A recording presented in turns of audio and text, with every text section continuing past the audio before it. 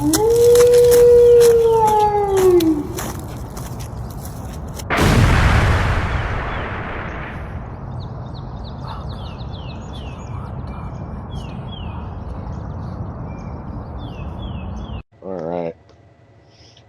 Hope Tripp's ready too, because the countdown's happening in 2, 1. Alright, welcome to this edition of Wonton Wednesday. And we are gathered here today at the request of Matt Kupp, and he is going to fill us in on all the details of the JFK assassination that I've missed. When you're ready, Mr. Kupp, you may begin. All right. Posted March 18th, 2025 by Time. What was and wasn't revealed in the newly declassified JFK files? Dallas newly released documents related to President John F. Kennedy's assassination in 1963 gave curious readers more details Wednesday into Cold War era covert U.S. operations and another nation that didn't initially lend credence to long circulating conspiracy theories about who killed JFK.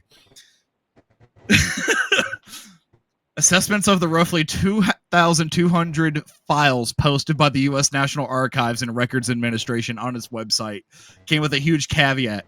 No one had enough time as of Wednesday to review more than a small fraction of them.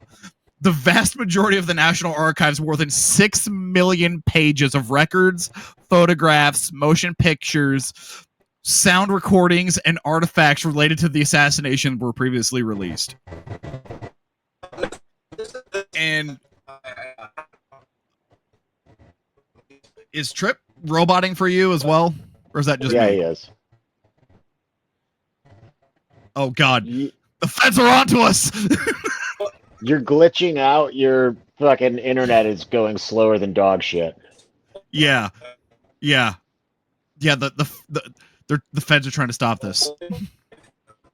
Which is weird because yours is fine. Yeah. Ironically, he was talking about how 2 of his friends are probably spooks before this started.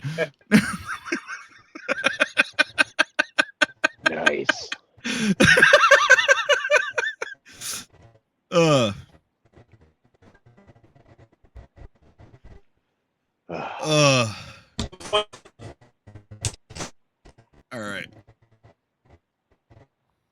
All right. Some records provide small details about covert operations. Documents showing that in December 16, 1963, the CIA's director's office was receiving messages from and replying to operatives in Cuba seeking to undermine the government under Fidel Castro. One on December 9th, 1963, relayed a message to the director from Cuba. Today, RECD, the Magnum pistols, but no bullets. You're getting a bird's eye view of that, of the U.S. foreign policy, and you're also getting a snail's eye view of covert actions right there on the ground, Nefertel said.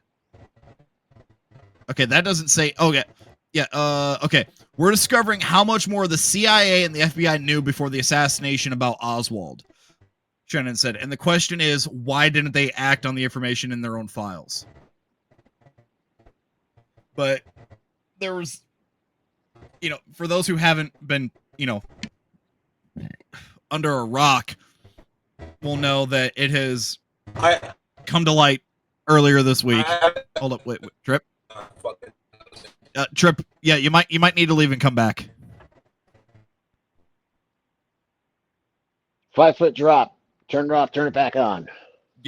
Yeah. But while we're waiting for the glorious leader of our fucking group that is the Smoke Fairy Tales cast comes back. For those who have not been under, or for those who have been under rock, those of us who have been paying attention, it has been declassified that not only was it the CIA that was behind Patton Oswald, or sorry, Lee Harvey Oswald, sorry, Patton Oswald, the massively different Oswald, massively different. But not only was the CIA behind Lee Harvey Oswald, but also Mossad, which, if you don't know who Mossad is Israel's version of the CIA. There we go. Hi. Welcome back. Am I back? Hold up. Yes, but there we go. Yep, now you're back. You're good. Okay. Yeah, no, what I was going to say Yep. before is I still got to talk to my dad about this. I haven't talked to him yet, but he would always tell me that he killed JFK, and he had the perfect fucking alibi because he wasn't born for like another week. Yeah. Oh, and we're losing you again.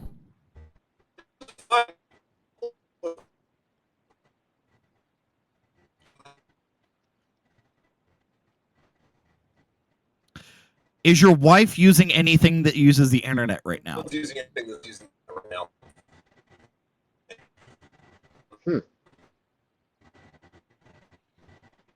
Have you tried shutting it off and shutting it and turning it back on?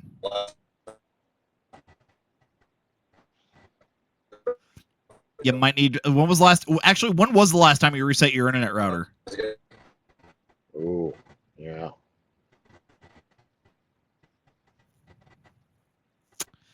See if you have anything running in the background on your computer. Yeah,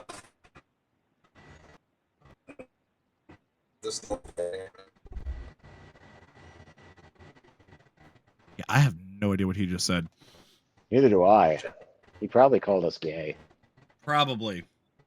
Yeah. But I mean, you know, you were Marines, I was Navy, so you know. He was Marines too. Yeah. It's a thruple. We're fine. Yeah, pretty much. Sometimes, you know, you're at the front of the human centipede. Sometimes you're at the back. If you're really unlucky, you're in the middle. Ooh, this is also true. Oh, actually, no. I think it'd be more unlucky to be in the back because, you know, at that point you just have somebody shitting in your mouth and you're not doing it to someone else. This is a good point. All right. Tripp says he will be back. Yep.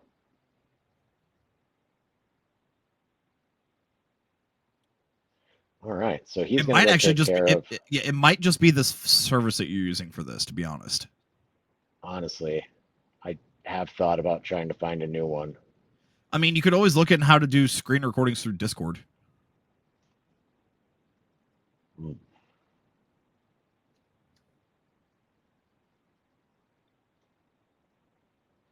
But yeah, so I figured that this would be a perfect time to start getting into other conspiracy theories that we think are going to be proven correct with this new administration. Ooh, Also, like the fact, what? dude, there's a few that I'm fucking interested in. I already know for a fact that because Elon is a big proponent of 9/11 should not have happened the way that it did, with the reasons that they were saying behind it, like how Tower 7 fell without being hit. Right. And the fact that, you know, they couldn't find any of the black boxes, but they found, you know, paper IDs perfectly intact of the attackers. That's a bit odd. Right. Also, how in normal situations like that, outside of searching for survivors within the wreckage, how they didn't investigate any of the wreckage. They just immediately shipped it out of the area first and then investigated the wreckage instead of investigating on site.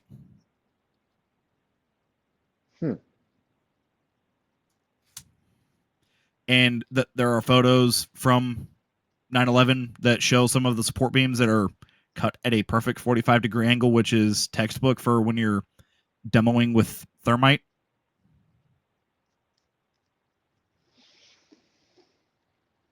That's one I didn't know also.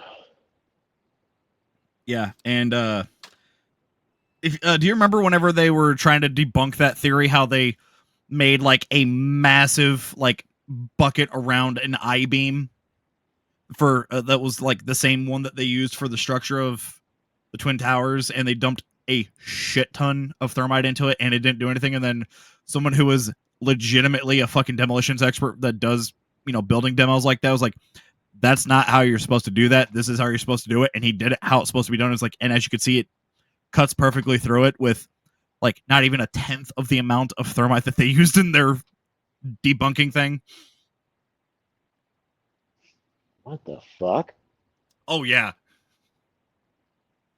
Huh. You didn't know about that? No.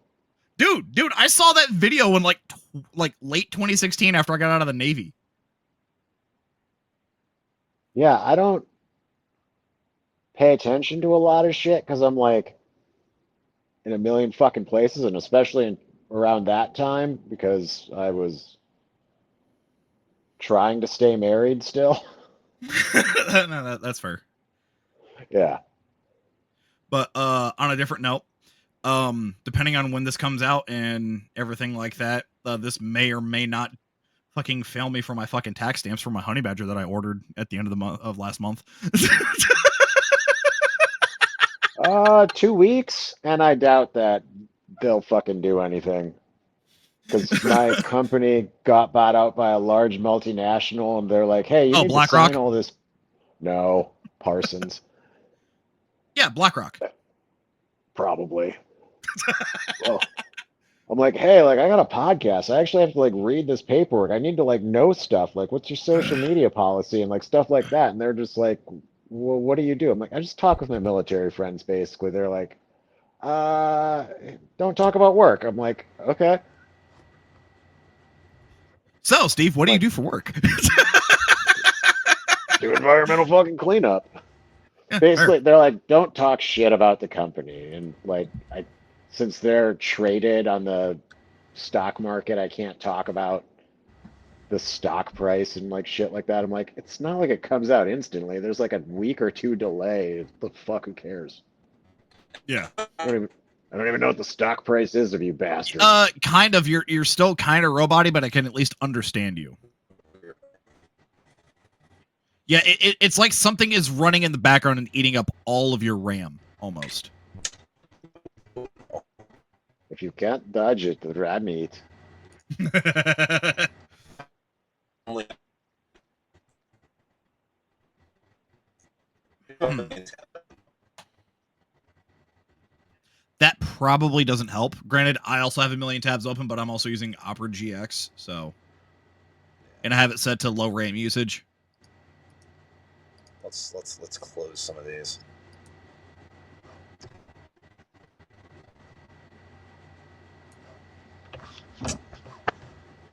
Need you. Close you.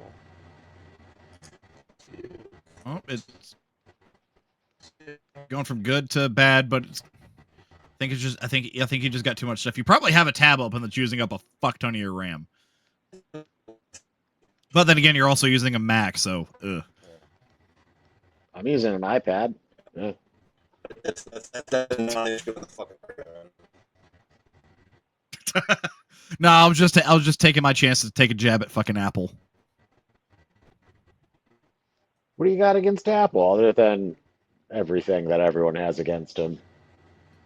I mean, aside from the fact that, you know, they have like some of the worst fucking operating systems out there, period. They are not user friendly, and they purposely fucking lower your shit, like make your shit worse with updates after like their newer products come out.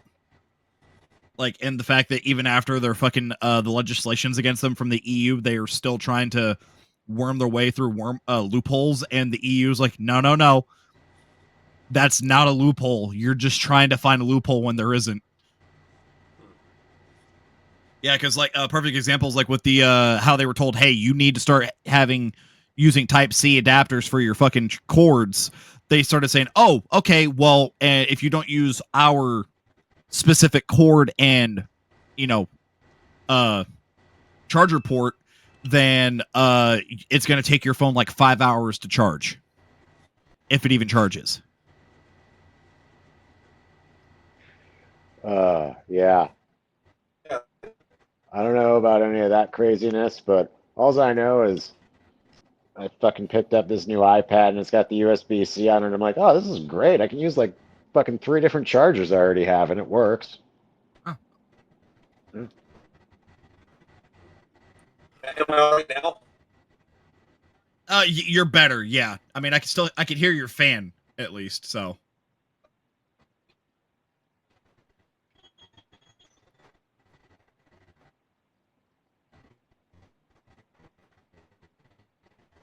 I'm gonna laugh if he has to switch over to his phone. I'm just saying.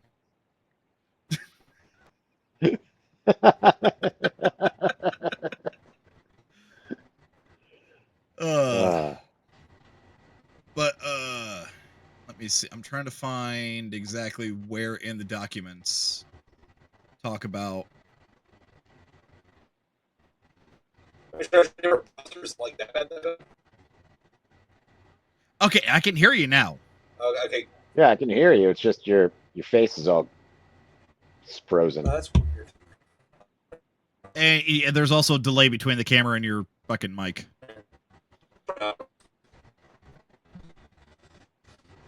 If that takes fun.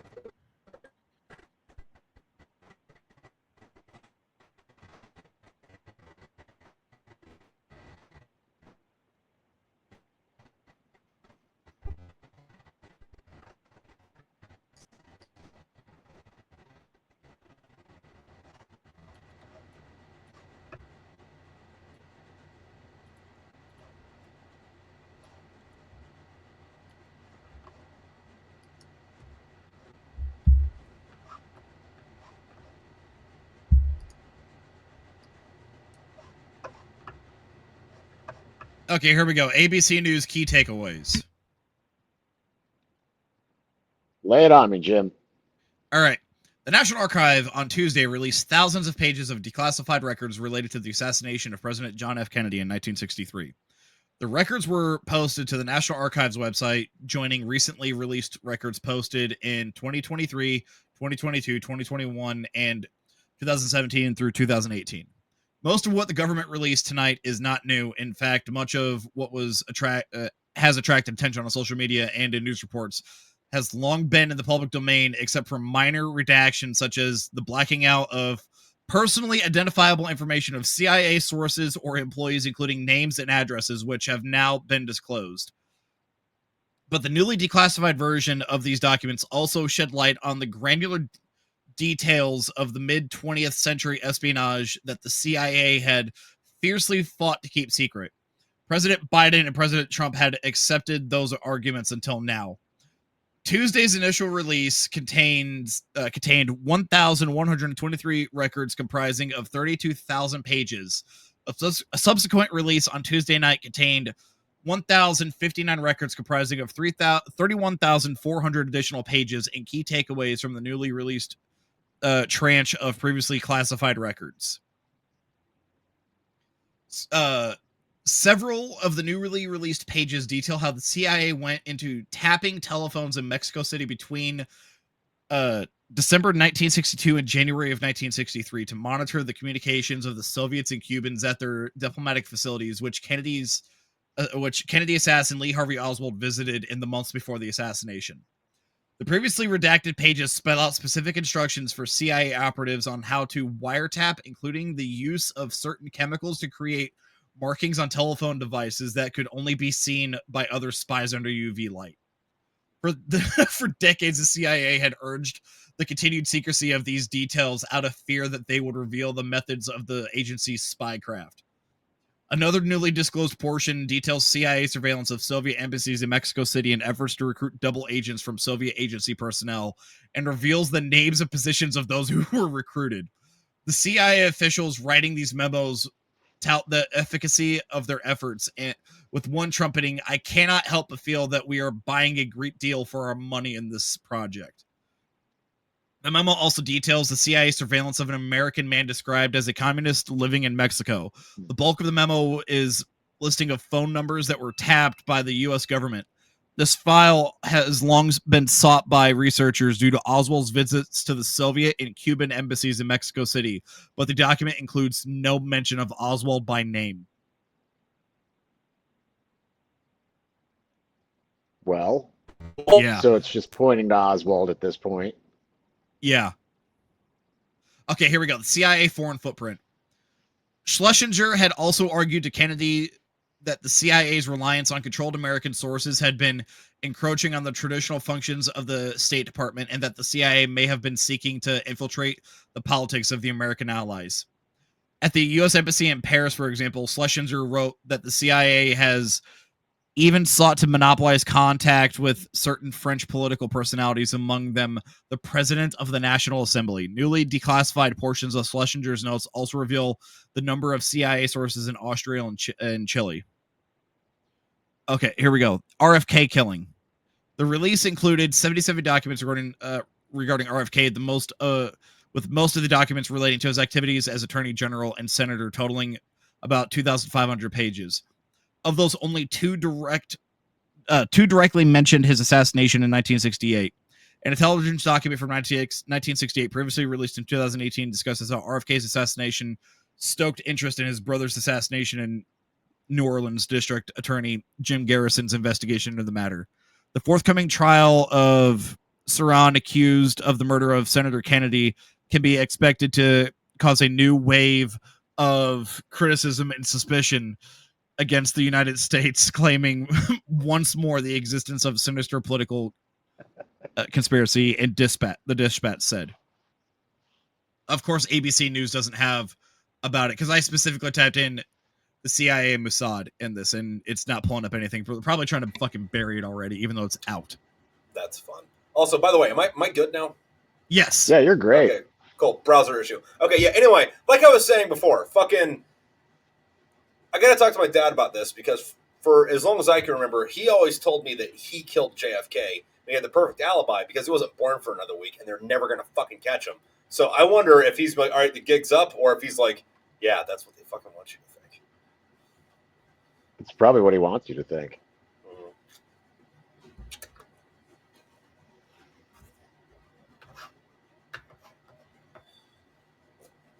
I don't know how you guys are also doing the fucking little fancy shit with your stuff. Yeah, I think it's a computer setting, or no, he's on his iPad, so that's probably what's up with that. Yeah, it's an iPad thing. Like certain hand gestures, like this, will give you something. That balloons, two fucking horns does the laser thing.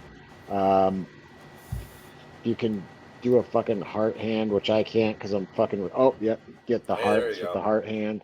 It's just an iPad thing when you're on, like, I don't know, stuff. Like I did it on accident once, and I'm like, how the fuck do I do that again? And then I just looked up the setting. I looked it up. I'm like, it's got to be something that I'm missing. And I just looked it up. I'm like, fireworks while on video call. And it's like, oh, cool. Here's all the rest of them. Yeah. No, but like the other thing though is like with this all this new JFK stuff coming out is like really interesting, because like I'm in it for the story on the conspiracy theory part of it, but like I'm also completely willing to accept that fucking Oswald acted alone for two reasons. One of them, excuse me, is that everybody talks about like, oh hey, that's an impossible shot. It's like, okay, it's what fucking 60 yards, maybe. Yeah, like you got like he's what, also fucking in he's also 5 in an seconds to elevated get position. fucking you get like 5 seconds to get 3 shots off at the. It's a moving target, but it's moving fucking lateral or parallel to you, and everybody's like, well, Lee Harvey Oswald was a terrible shot. It's like, no, Lee Harvey Oswald was a sharpshooter in the Marine Corps in the fucking late 50s. Like a bad shot for him is still a better shot than anybody that fucking doesn't know what the fuck like they're fucking doing now. So like I am okay with him taking those shots. The other thing is in the 80s, I forget what his name was, but he was like the Soviet version of Edward Snowden. He defected to Britain, and he brought a lot of fucking intel with him, and he was in the KGB during the 60s. And when JFK got assassinated, the KGB was like, this is a fucking great opportunity to subvert the American government, and they started spreading fucking conspiracy theory shit, just so that Americans will be like, whoa, what the fuck is going on? We can't trust the government anymore. So, I mean, I don't know. Like it's cool. Like, you could also tell me that fucking, an alien shot him on the grassy knoll, and I'd be like, all right, well, tell me that story. But yeah, but I like also the Zoolander theory that it was two male models on the grassy knoll. Fucking David Duchovny. But also the fact that Tripp and I were also talking about this earlier today whenever I was at work. I was like, you got to remember that like he shot like middle of the road qualifications back then, which back then they were shooting at a white and black target where if you hit the black part you were getting 2 points, the white part 1, and if you missed the circle it was no points, compared to the Marine rifle qualifications. Now you're just hitting a human-sized target. As long as you hit the target you're getting points. Yeah. So fucking I have no problem with fucking Oswald doing those shots. Also, he also didn't have like that amount of time to do 3 shots. The time started after his first shot. Yeah. So technically, he had that amount of time to. His shots are totally doable. Oh yeah, like they've proven that it's doable. But Yeah. the biggest thing that I brought up earlier today was the fact of the matter is that, for one, he was assassinated before he could even stand trial. And 2, the FBI and the Secret Service cleaned up the car before they could properly investigate it as well. Like it was documented that it was I think it was a Secret Service agent or an FBI agent literally went through and wiped down the entire car with something that basically destroyed any of the evidence, any and all evidence. The other one, though, that I think is kind of funny is people point to, like, oh, this is the bullet that came out of his head, and the bullet's, like, perfect. But then there's been multiple fucking guys on YouTube that were like, yeah, no, you can do this. Look, here's a fucking, like, flesh dummy. We have that gun, those rounds, this distance. Yeah, you can do that. Yeah. Yeah, because, like, back then, you know, they didn't really... Hollow point wasn't really a thing back then. No. Hey, Mr. Cat. Look at that pussy. This is Miss Murder Mittens. Her name is Donut. Oh. Aww. Little Siamese. Oh, yeah. She likes to bring me gifts of all the dead animals from the outside. Oh, she loves you. As a good cat does. Yeah. One of your cats and a dog are in some of your bloopers in the audiobook. It's fun. Oh, I know the dog's definitely in there. I don't know about the cats. Well, there's one of them where, like, you break character, like, oh, hey, Mr. Cat, and then, like, you talk to the cat for a minute, and it's like, all right, let me get back to being. I know there was one that I did where Marsha walked in because she was like, what the fuck are you doing? And I'm like, oh, Marsha's the dog. I'm like, bye, Marsha. Oh, no, heck, Tripp sent me an early release of the chapter where I die while falling down a fucking shaft, and it was fantastic. And part of the bloopers is just me screaming. That's fun. It's me screaming, somebody else says something, and then it goes back to me screaming. Somebody else says something else, back to me screaming. Oh, which fantastic. Which, by the way, Steve, I have probably the best blooper coming up in book 5. Yeah, book 5. Yeah. I don't know. I got a pretty good one coming up. I sang a song as the mushroom fucking zombies. Yeah. The Russian mushroom zombies. Oh, dude, no. Like, there's a blooper that I did in book 5 whenever I was reading through the script, and I was just like, I have a funny idea for this. I'm not telling you what it is. You're gonna have to wait for it to come out, but it is hilarious. Oh, well, there's the Song of the Ivans, which I think is fucking great and is in the blooper reel. But then also, like, on I'm almost done with book 5, so I have the fucking Spiders bass fucking song. Nice. Oh yeah. Do you know what happens when you die? Spiders. Yeah, I started fucking around. It was fun. Uh, But anyway, what if JFK's head just did that? Oh, like, fuck, what was that movie where whenever they got angry, their heads exploded? The Scanners? Yeah, I think it was Akira? Scanners. No. It was a live action, not an animated. I think it was Scanners. Well, Michael Ironside was in that, right? I think so, yeah. That was like, it was specifically like if their heart rate went up to a certain point, their head would explode. And then I think it was either Mad TV or SNL did a skit where it's like if the robots, if they got too angry or something like that, their hearts would explode, and they thought a specific general was that, and then they're like, duck and cover! And then they hear the explosion, and then they go out, and the general's just still standing there pissed off with his dead fucking assistant on the ground. Akbar! Dude, speaking of that, did you guys know that like 2 blocks down the road from Ground Zero from 9/11, there is a snack store called the Aloha Snack Bar? Nice. That's a real place? That is a real fucking place. What was that? Was that a fucking response to the fucking mosque they built? I don't know. No, I discovered that back in like 2013. Oh, it's fantastic. Oh, dude, I saw that. And I was just like, had to be a fucking a dude that got out of the fucking military during fucking the global war on terror. Yeah. Has to be a post 9/11 vet. Has to be. If it's not, it's some sort of a really great firefighter. That too. You know, yeah, no. Firefighters are part of the crew. Police depends.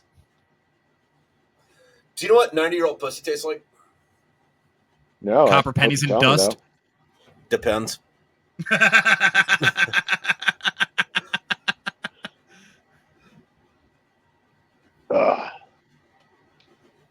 though. So now, how was that flight back down from Alaska? The last one was pretty sweet because it was the last one. Oh, dude, like if I had been sent up there for work, I would have 100% brought my hunting rifles with me. Now, how does that work? Because, like, I mean, I guess you can check guns in as, like, not carry-on luggage. They're But check like check regular luggage. You have to check it in if you bring one. But yeah, you can do that. Unless you work with fucking like Homeland Security, then you can Yeah, but carry then, while you're on the but plane. like, if you drive to Alaska, you have to go through Canada. Like, how does that work? You're able to just take You them. basically just declare it because when my brother got his orders to go up there because he was stationed at Fairbanks, no, I think he had to PCS move those. So those had to go PCS move, and he couldn't bring them because we didn't bring them So back. as long as they're not pistol caliber or they're not semi-auto assault rifles. Okay, but like, what if it is?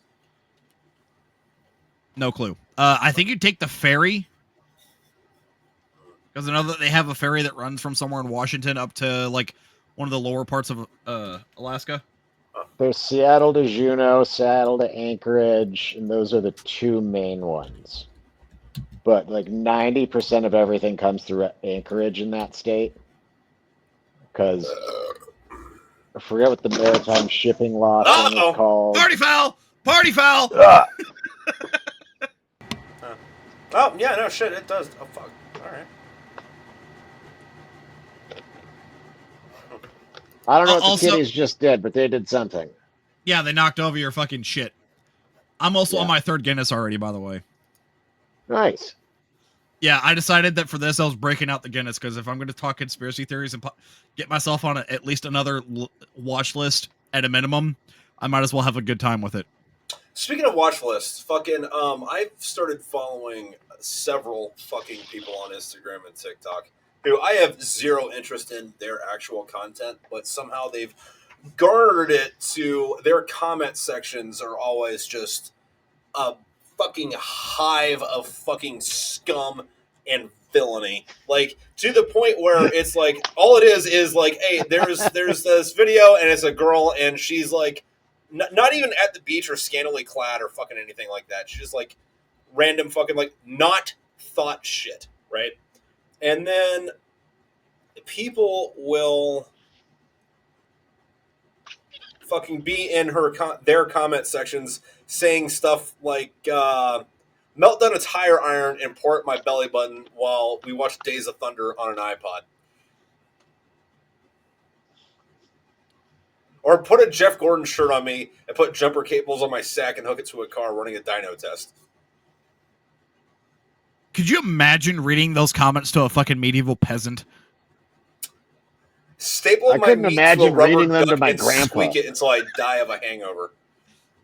Dude, if you read those comments to a medieval peasant, they would literally die on the fucking spot. There's her, and then there's another one. What is it? Fart in my mouth, record the sound, and set it as a ringtone on my mom's phone. Dude, my favorite one is the one where it's like the chicks that are like mildly attractive and they're saying stuff like, don't send her roses, send her unregistered firearms and shit like that. And I open up the comments, it's like, nice try, Fed. I like the ones where it's like the super hot gym chick with Down syndrome, and then people are like, oh look, it's Jennifer Lopez. Or like, hey, how many those ones are amazing. How many chromosomes you got on you? I'd like to add another. Oh yeah, dude. The favorite ones are black dudes reacting to those girls. Yeah, they're just like, because they just see him damn. they just see him from behind, and then they turn around. And they're like, oh, fuck it, wood. Well, I also told my wife though, because like she likes those shows like Down for Love and like Love on the Spectrum, which you haven't seen them. They're dating shows, but for like people with mental issues, disabilities. Or, yeah, right. And they're fun and they're cute, but like I told my wife, if she keeps watching that crap, whenever either she dies or we get divorced, I'm fucking a chick with Down syndrome. And she's like,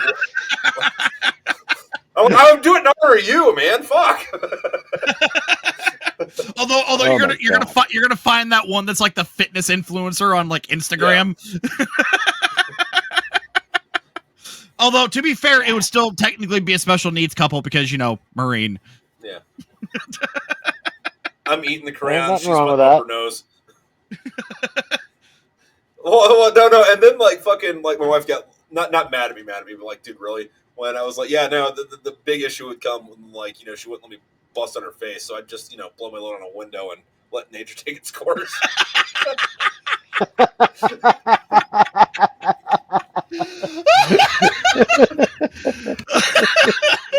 Oh, fuck.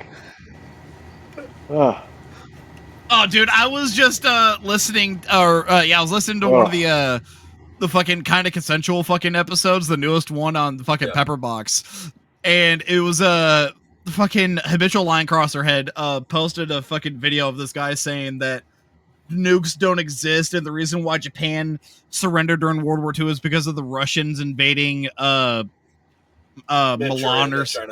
Manchuria and everything like that. And he goes, and he posted that just to trigger the fat electrician, and the fat electrician was like, listen, that guy can differentiate between different window makers by taste. Yeah. Well, and like fucking they had some good arguments about that, but the fat electrician was ultimately wrong about it. Fucking the reason that Japan surrendered was because Chuck Norris was born. Yeah, 100%. They didn't want to fucking deal with that. Yeah, and if you also notice that Vietnam ended as soon as fucking Chuck Norris got stationed there. Yeah. And I forgot how many years after Korea did Vietnam start? So technically Vietnam started in the 1870s, but as far as American involvement, it depends on what you mean. So there were advisors on the ground. When we officially declared. We didn't never declare. Do you want to go with the Gulf of Tonkin or Special Forces advisors in the 50s? We'll go Gulf of Tonkin. Because like effectively fucking 65 was like when it like got like we were soldiers like what 65ish. Yeah, but because I was gonna make it, I can't, because Korea was in the 50s? Korea was 50 and 51, and then like that was where all the big fighting happened, and then it like drug on for like a few more years, but it was mostly fucking like isolated fucking skirmishes and smaller firefights, not big fucking battles. Like after the fucking lines pretty much got drawn around the fucking parallel. Yeah.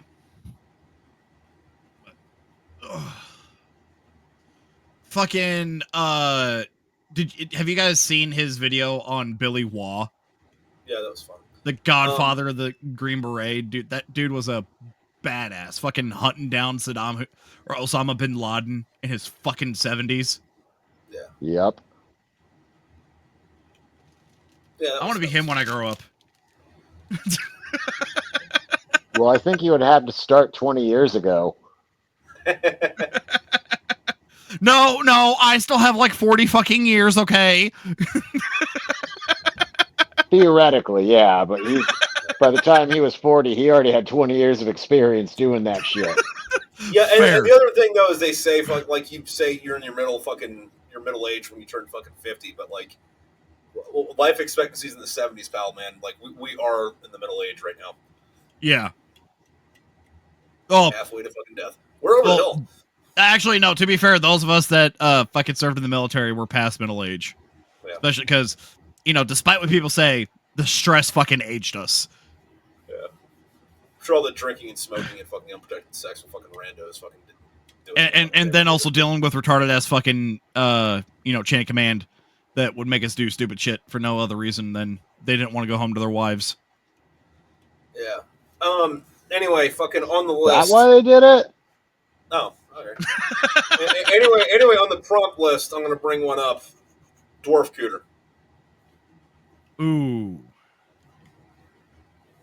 I think it would depend on your size, but either way, I think it would still grip like a fucking gorilla. I was thinking it'd be a cool band name. Oh, yeah. That's a Trevor Moore joke. But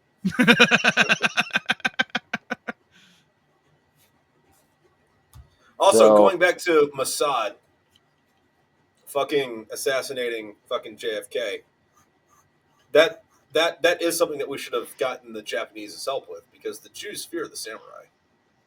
That they do. If anything shows us they're that afraid of Tom Cruise. Dude, I fucking love that movie, man. People hate on that movie. It was fantastic. Oh, they're fucking stupid. And it's funny because like there's a lot of straw man arguments about that movie, right? Where it's like, oh yeah, white savior. It's like, dude, he didn't save shit. He was just kind of like there while the fucking plot happened. Fucking Ken Watanabe was the fucking hero of that movie. Like, 100%. Ken Watanabe was the last samurai, not Tom Cruise. Tom Cruise was just there to witness it. Yeah, because Tom Cruise was the only survivor from that and handed the now emperor the katana, which was a huge fucking thing. Yeah, and then like also fucking beautifully shot, amazing fucking soundtrack, and like you can say what you want about Tom Cruise's fucking personal life. He doesn't make bad movies. It's that Scientology fucking like blood pumping in him. It's like, all right, cool. We're only gonna make fucking bangers. Like even the movies that like I don't like, people like I don't personally like the Mission Impossible movies, but fucking people fucking love those. So like they're doing something. He's doing something right. I liked the first one, and then after that, they kind of like Fast and Furious for me, where it's like, yeah, go downhill. I lost my interest. But I do enjoy watching the behind the scenes of him doing all the crazy fucking stunts, where I'm just like, yeah, what the fuck? Where he's like doing some jump over that helicopter and just like wrecking dirt bikes like it's going out of style. I'm just like, holy fuck, dude. Yeah, dude, they did some cool shit. Like I think it was Mission Impossible 2, where that scene where he's about to stab that guy in the eye and the blade gets like that fucking close to it. What they did for that was they had the other guy fucking like lie down, right? And then they had that knife and they put it on a cable and attached it to a building so like it wasn't gonna go any further than it was. And they had fucking that other dude just fucking jump at fucking Tom Cruise with the fucking knife and like stop like that. And like that's how they did that as a fucking practical effect. It's like, all right, hey, don't move. I'm gonna jump at you with this knife. Don't worry. It's got a safety cord. Trust the safety cord. Like there's a lot of cool behind the scenes shit with that. But also, if I was Tom Cruise, I'd be doing that shit too, where it's like, all right, listen, I've been in Hollywood for 1.5 million fucking years. Nothing excites me in my personal life anymore. This is on the studio's budget. Yeah, that take wasn't good. I got to wreck 5 more motorcycles. Give them to me.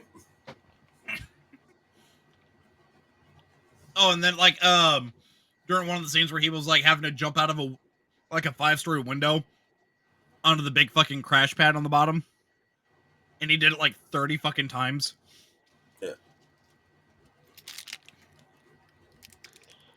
Will say though, my all-time favorite Tom Cruise movie is the first one he ever did, where Tim Robbins was a giant fucking red demon. Legend.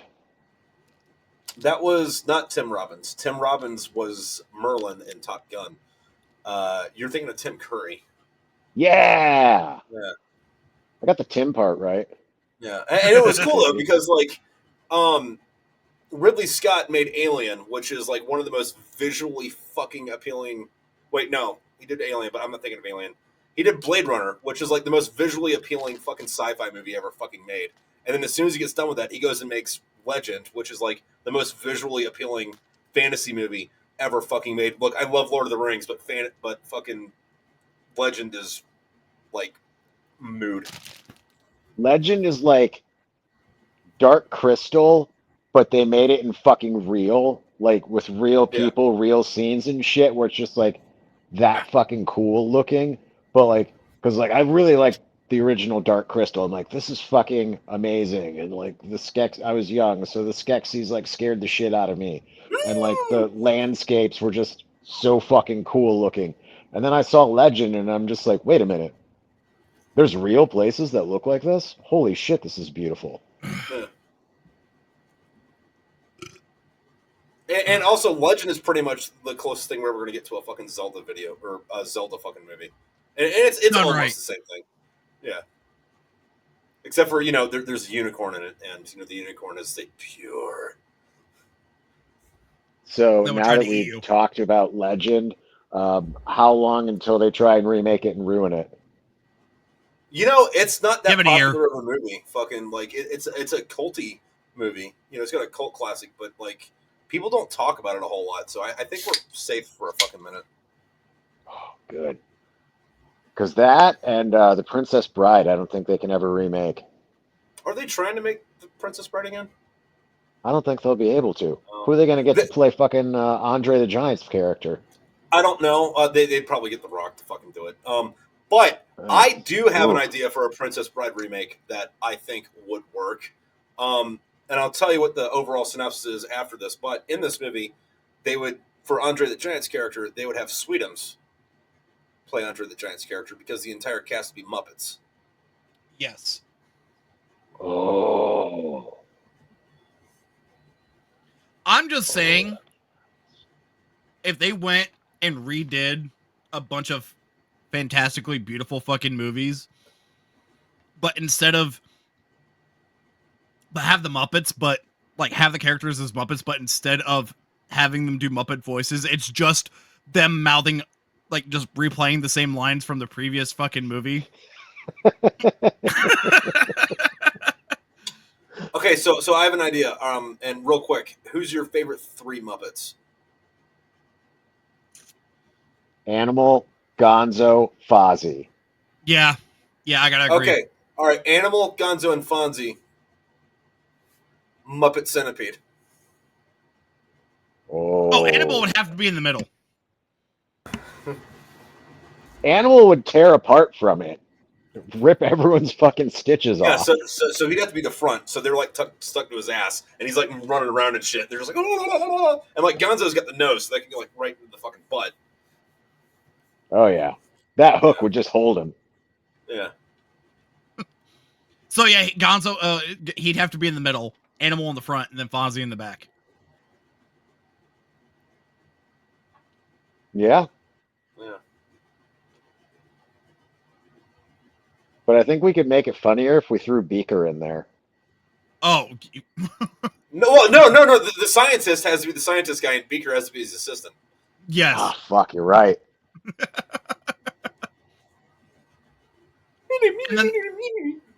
And then the only reason why they're doing all yes, the Beaker. We are sewing these Muppets together, ass to mouth.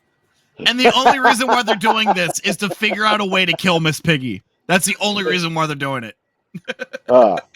So speaking of ass to mouth, girlfriend was scrolling through TikTok the other day, and she came across the scene from Clerks 2 where Elias is talking about his girlfriend's pussy troll and mouth troll, and she's just like laughing hysterically. I'm like, fuck yeah, Clerks 2, I love that movie. She's like, what? I'm like, all right, sit down. No. We got to watch this movie. So we watched the movie. She'd never seen it. She hasn't seen a single Kevin Smith movie in her life. I'm explaining the entire lore to her. And when it gets to the ass to mouth scene, she's just like, what the fuck? She's dying of laughter hysterically. She's like, what kind of a movie did you fucking sit me down to watch? Where I've never even heard of ass to mouth, and all of a sudden they've said it 17 times in like a minute. I'm like, it's a great fucking movie. It only gets better from here. All right. Here's a serious question. Which is your favorite? fucking Dogma or Jay and Silent Bob Strike Back? Dogma. Oh, fuck yeah. I'm going to go Dogma also. Yeah, I'm gonna because have like Jay and Silent Bob Strike Back is funny. Was funny when I was a teenager. I don't know if you've watched it in the last 20 years, but it's like, all right, cool, I got it. Okay, I'm in the middle of something, okay, bud? Though Mallrats, I think, is the fucking superior non-Clerks Kevin Smith movie. The best scene in Jay and Silent Bob Strike Back is when Jon Stewart and Will Ferrell are talking about like the clit and the labia because the fucking monkey got whatever you called it set free. Oh And they're yeah. talking about like that scene was the funniest part of the fucking movie. But the rest of it was just like updated Three Fucking Stooges comedy. Oh, But 100%. it And was like I liked wonderful. Mark Hamill as the cock knocker. Like, why do they call you the Oh, cock yeah. knocker? But like also it's like, all right, cool, I saw it. Neat. And but then, like of course, Dogma, and like there's a Dogma's a fucking like really thought out fucking movie. Like Oh, yeah. there's a lot of fucking like deep shit in that. Yeah, And, that like, was when Kevin and Smith. yeah, and like Was- Actually one gave of a the shit. things is like a lot of old comedies that fucking stand the test of time. Like say I don't know. Also, I'm going to throw in here My Blue Heaven and My Cousin Vinny, where it's like it's a comedy the first 3 or 4 times you watch it, and then after that it turns into a drama that you kind of chuckle at, but you still enjoy it because there's a good story there. Well, that Yeah. and it's also he was wrestling with his Catholicism at that point too. So that was like This is a also large part of why he did it. Yeah. Also, we got to see Salma Hayek in bra and panties. Yeah, That's but you always got a that good until time. Dusk Till Dawn, which, by the way, fucking Tarantino's a fucking chad for that. All right, I'm going to make this movie. I'm going to write this movie. I'm going to cast myself as the guy that licks Salma Hayek's feet. It's like, God damn you, Tarantino. You bastard. I love you. forgot, there was also Brilliant a movie where bastard. she runs into the ocean butt naked, full bush. Yeah. Which we all know Tripp loves the bush. Yeah, when's that fucking coming back, man? Like, fucking, I couldn't fucking stand that shit fucking growing up. it By growing up, I is- mean, like, teenager to, like, in my 20s, where it was, like, It is every chick fully in back. bed, like, it's It is- fucking like a fucking marble floor. It's like, dude, no, like, if I'm not worried, if I'm going down on you, right? If I'm not worried about the fucking Viet Cong popping out, I'm not going to have a good time. Well, you're gonna be happy. It's on the up and up now. Yeah, It's starting good. to come back. I mean, I don't plan on banging anyone else till I get to an old folks home after my wife dies, but like fucking by time, Yeah. like pube dreads better be a fucking thing with old people by the time that happens. Just the Viking braids in the pubes. Yeah, Giving a whole new meaning to Shield Maiden. Yeah. Tripp's gonna earn his way into Valhalla and then fucking old folks home is what he's planning on doing. One elder cooch at a time. Although, Tripp, watch, you're gonna be in the fucking old folks home. Your wife is long gone or whatever. Yeah. And you're gonna see a midget, Down syndrome, former Instagram fitness influencer. Yes. Shorty, with a bush that would rival that of Rapunzel. Rapunzel. I'm going there to look for Pol Pot, dude.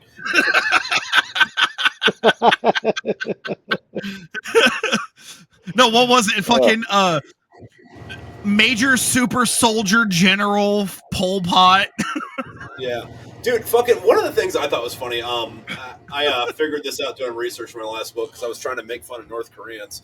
And I was looking at what ranks mean, like the name, like military ranks, what their names actually mean, and in different languages, and fucking shit. So like, fucking in the in English speaking countries, like you get private, and private comes from back when there wasn't professional fucking militaries. Everybody was mercenaries, and private just meant private soldier. Like lance corporal comes from an Italian word. I forget what it is. It's like lancecapade or some shit like that, but it sounds like lance corporal, but it means broken lance, which just means kind of equates to like, hey, you're salty. You've been around long enough to where you broke your weapon on fucking the battlefield. Someone's Corporal, skull. yeah. Corporal is it's Italian for body, which just means you're in charge of a body of troops. Sergeant means servant. So like, if you go back in time, like a sergeant would be like a knight's fucking like main dude, like right hand. Yeah, like his squire or some shit. Yeah, and then like if you go into like fucking like German, a lot of it makes sense because it's like fucking like it's the similar fucking names but Germanic instead of fucking like Latin until you get into the officer stuff, in which case it's just like platoon leader, fucking company leader. That's what it all goes into.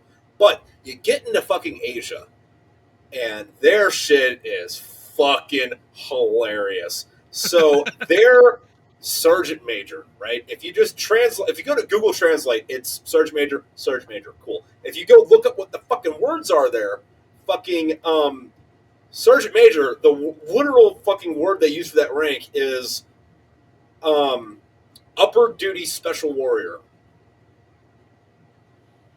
Fantastic. Right? I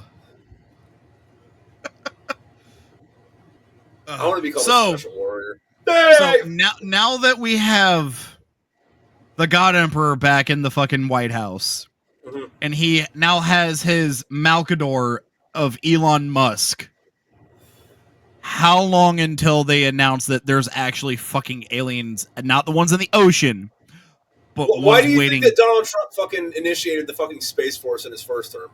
Oh yeah, 100%. But how long until aliens are actually here waging war, and then how long until a Marine gets one pregnant? Okay, so the aliens will be here to wage war the day before the Epstein files actually get released. And as far as one of them same getting day. pregnant, same day. My money would be 6 hours after combat is initiated. I can agree. Have you guys heard of the Lacerda files? No. Is that like the Rape of Nanking? No, it's fucking crazier. This involves aliens. Okay, hold up. The Lacerda files? The Lacerda files. Is that the Pentagon's fucking Lacerta. plan for combating an alien invasion? No, so there's a few different races of aliens, right? And Reptoids Lacerda, of the inner Earth. Yes, Lacerda is one of the reptoids of the inner Earth that, what's the word for it? A Swedish man claims to have met a female reptilian being named Lacerda, who reveals the truth about human origins.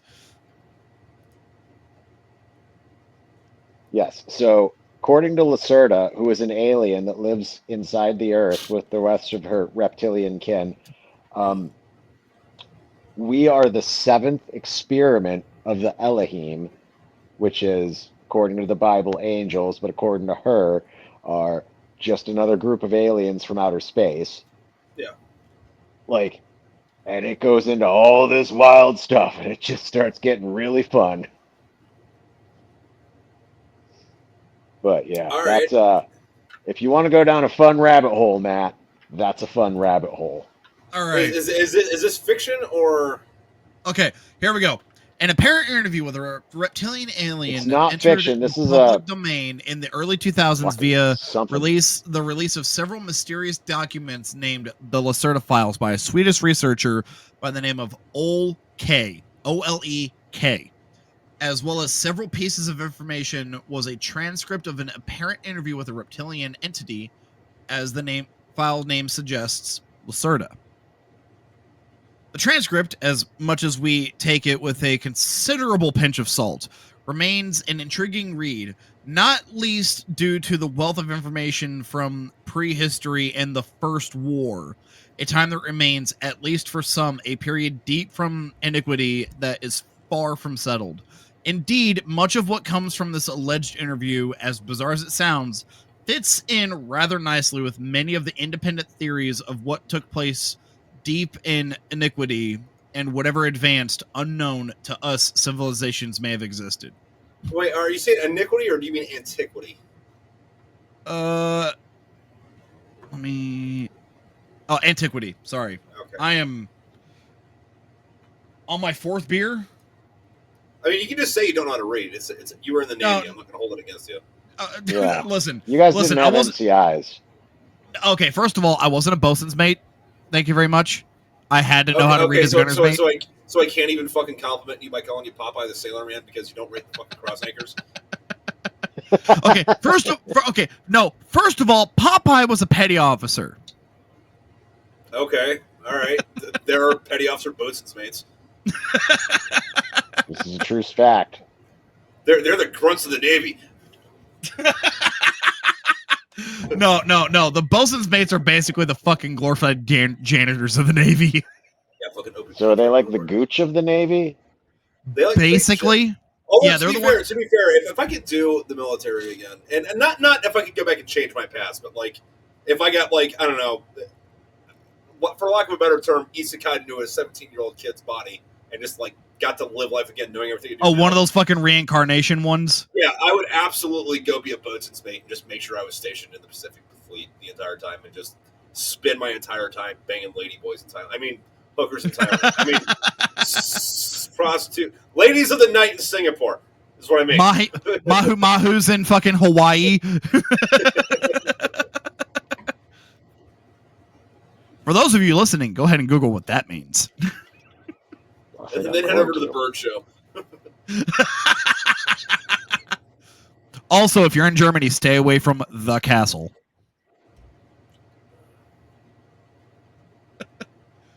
For those of you wondering what that means, it's apparently it's a fucking place where all of the diseased prostitutes near the fucking base that the fucking U.S. Navy pulls into, that's where they go to, but it's still open for business.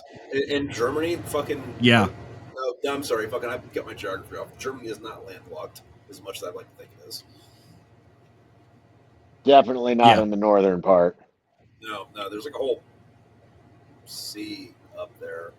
Is that a sea or a gulf? It's the Baltic Sea. It's a Baltic Sea. Yeah. Also, the fact that Sweden fucking got Russia to get out of their fucking waters by basically blaring that something about being gay, if I remember correctly. Everyone in this water is gay. The Russians like, oh no, we gotta get out of this water. Only gay boats sail here, I think it was. Which is weird because it's like y'all are all are Russian sailors not gay? Like that's weird. I don't know, but extremely homophobic. Yeah, apparently there was the thing in one of the fucking like spook offices where they had fucking guys of the month, and it was just different Russian sailors sunbathing on top of their fucking ships and everything like that. That apparently the ladies in the fucking office had going on. Okay. Yeah, it was on fucking one of the weird fucking videos I've seen online. I can't remember which one it was. I mean, that whole thing is still fucking hilarious though, because like, I don't want to say that Russia has a dog shit navy because that implies they haven't always had a dog shit navy, but Russia has always had a fucking dog shit fucking navy, and it's like I don't know how the fuck we're even classifying this as an actual fucking branch of a fucking service in any fucking capacity. Like Nigeria has a better navy than you, and it's 2 pontoon boats. Yeah. Oh, and the fact of the matter is that like if they were wanting to leave somewhere to like a fucking island or some shit, they needed us to fucking transport them. Yeah. Like, legitimately, Russia can thank the United States for their fucking navy because they got all of our old, like, they got how to build their fucking ships from all of our old shit that we retired shortly after World War II. I forget exactly what it was, but there was a brief amount of time in the early 90s where Pepsi Cola had a bigger navy than the Soviet Union did. Oh, yeah, because they bought all of the fucking Soviets' fucking ships. I never figured out they were giving they didn't buy them. That's the only way the Soviets could fucking afford to get Pepsi. They traded their ships for Pepsi. Yeah, fucking A. Like, I hate Pepsi Cola, but like I love the company, right? Mostly because of troll moves like that. But like, A, fuck yes. But also, B, what do they do with the boats? I never figured that out. If I remember, I think the federal electrician went over that, and I think he said that they gave them to the federal government or something. Yeah, they either Right. did that or they turned them into coral reefs. I don't remember. I mean, fucking, that's probably what the Navy did. They probably fucking used them as fucking target practice. Yeah. They like to do that. But the Like fact that Pepsi and Burger King, the only reason why they're in business is because they have just been trolling their fucking competition the entire time. Like, the only reason why Burger King is still around is literally because they've just been trolling McDonald's the entire fucking time. Yeah. And the other thing though is like fucking Pepsi Cola. I wish they would stop buying shit because Pepsi's dog shit, and I'm sick and fucking tired of going to restaurants that used to have Coke, and then one day I show up and they have Pepsi, and it's like I can't come here anymore. Yeah. Also, speaking of the different soda companies, the fact that Coca-Cola fucking teased us in 2016 by bringing back Surge, and then mid 2017 they quit producing it again. I'm certain I can still find Surge here and there. You just got to go to like the weird like $5 stores or whatever. No, they no longer produce it. Really? Yeah, they quit producing it like late 2017. They brought it back like 2015 ish, and then quit making it again in 2017 ish. Okay. All right. Anyway, fucking next thing on the list. In an alternate universe where Dave Mustaine stayed Metallica, would Saint Anger still suck? Yes. Saint Anger wouldn't have been made.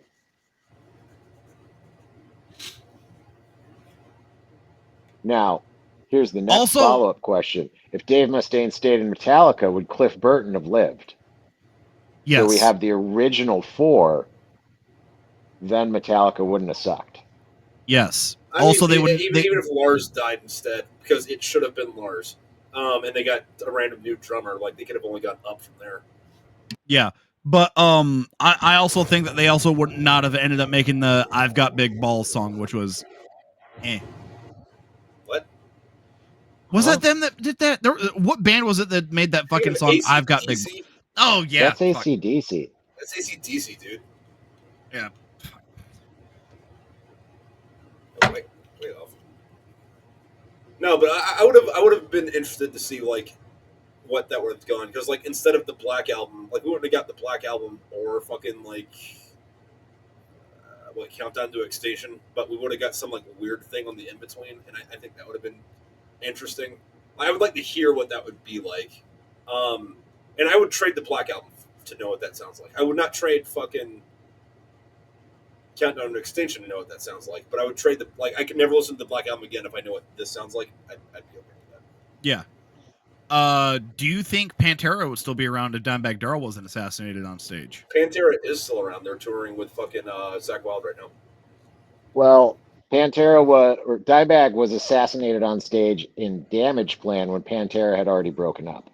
Yeah, and they got back together. They're on tour now. Fucking Damian Larkin, we go see him a couple weeks ago. He's telling me about it. He said it was fucking awesome. So apparently Phil Anselmo is still fucking great at it, and Zach Wild, who was friends with fucking Dimebag, is doing the guitar shit. So Nice. And Rex Brown is still playing bass for them. And then the Anthrax drummer is doing the drumming for. Yeah, because Vinny died not too long ago, but then he also was in that band. Hell yeah, dude, hell yeah, fucking rocked. I love that fucking dude, band. they were fucking fantastic. Was that Mudvayne's lead singer? Yep. Yeah. Chad from Mudvayne. There's I forget who else from Mudvayne. Then Vinny and who's the other guy? I don't fucking remember. I still think "Alcohol and Ass" was probably one of their best songs. That song fucks hard. Oh, dude, you can play it at any time, and everyone's just like, vibe. Yeah. Played at a funeral, vibe. Okay, Played so at a speaking of fucking- funerals, that ties into the next fucking prompt. Amish cam girls. How much ankle are they showing? Are we talking Rumspringa girls, or are we talking like No, out we're on the talking farm about like girls? we're talking about Av- 40-year-old out on the farm. Fucking, I got a cell phone and.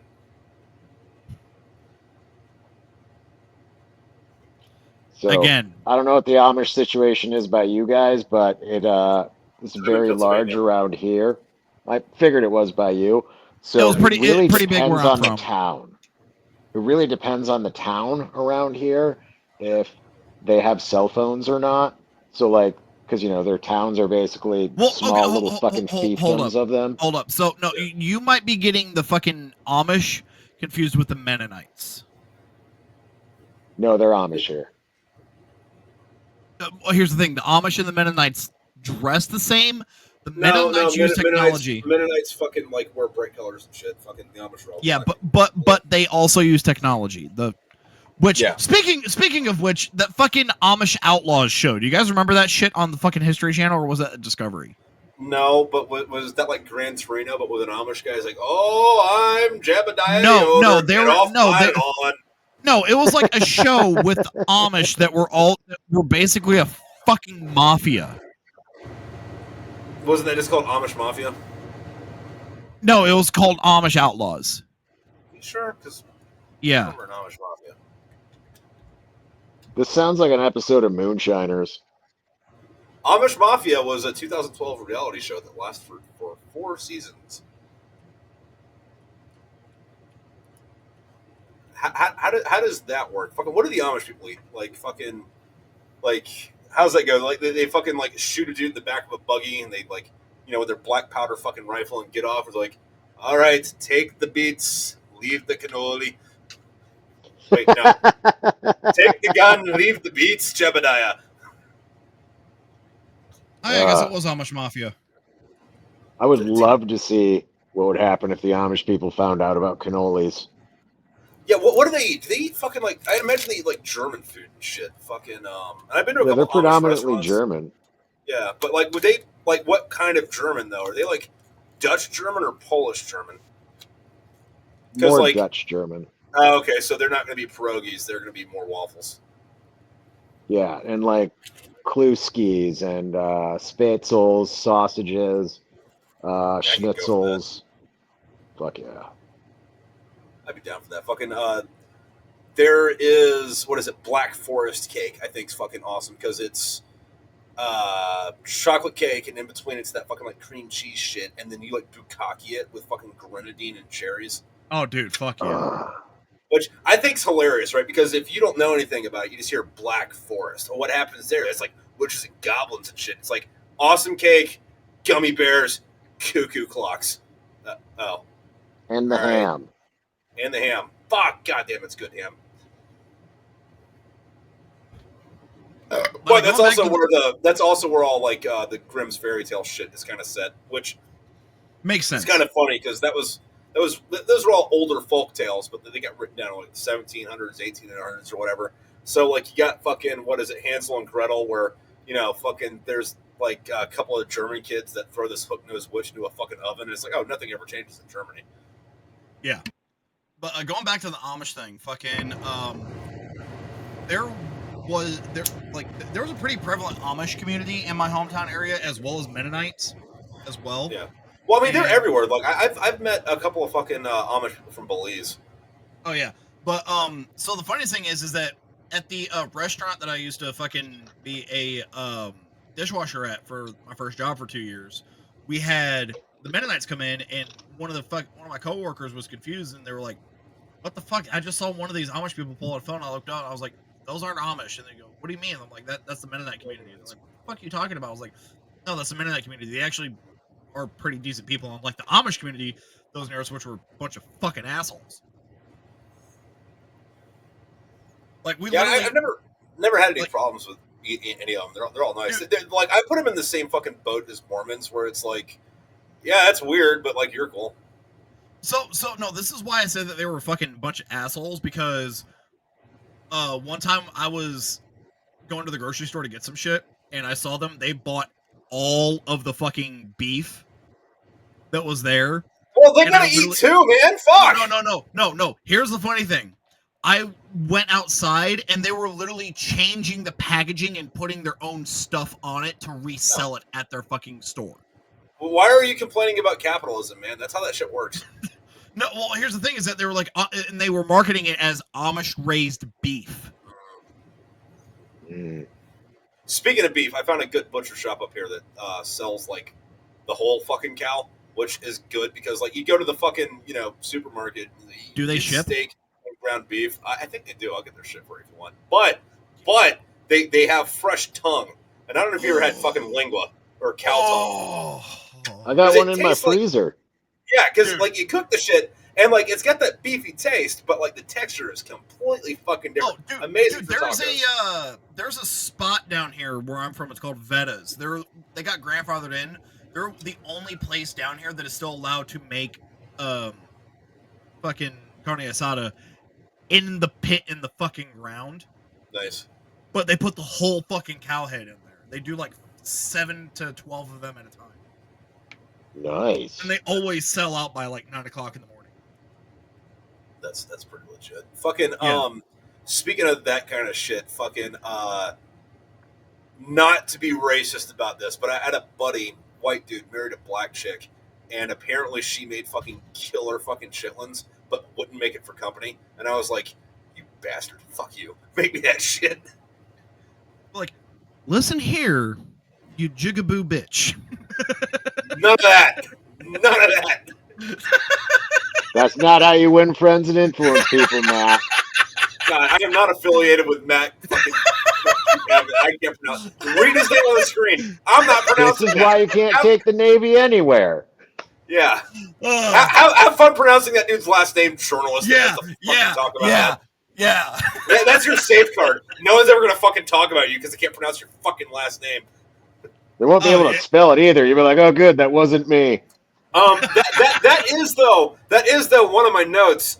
Matt, fucking after like you're, God forbid you're ever in this situation, Oh, but God. like after you are not married anymore due to death, divorce, or fucking whatever, are you going to be a porn star who only bangs other people's wives and call yourself Matt Cuck Kick Assovich?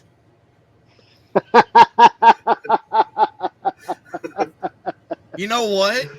That would depend on how old my kids are. Like, if my boys are out of fucking high school, yeah.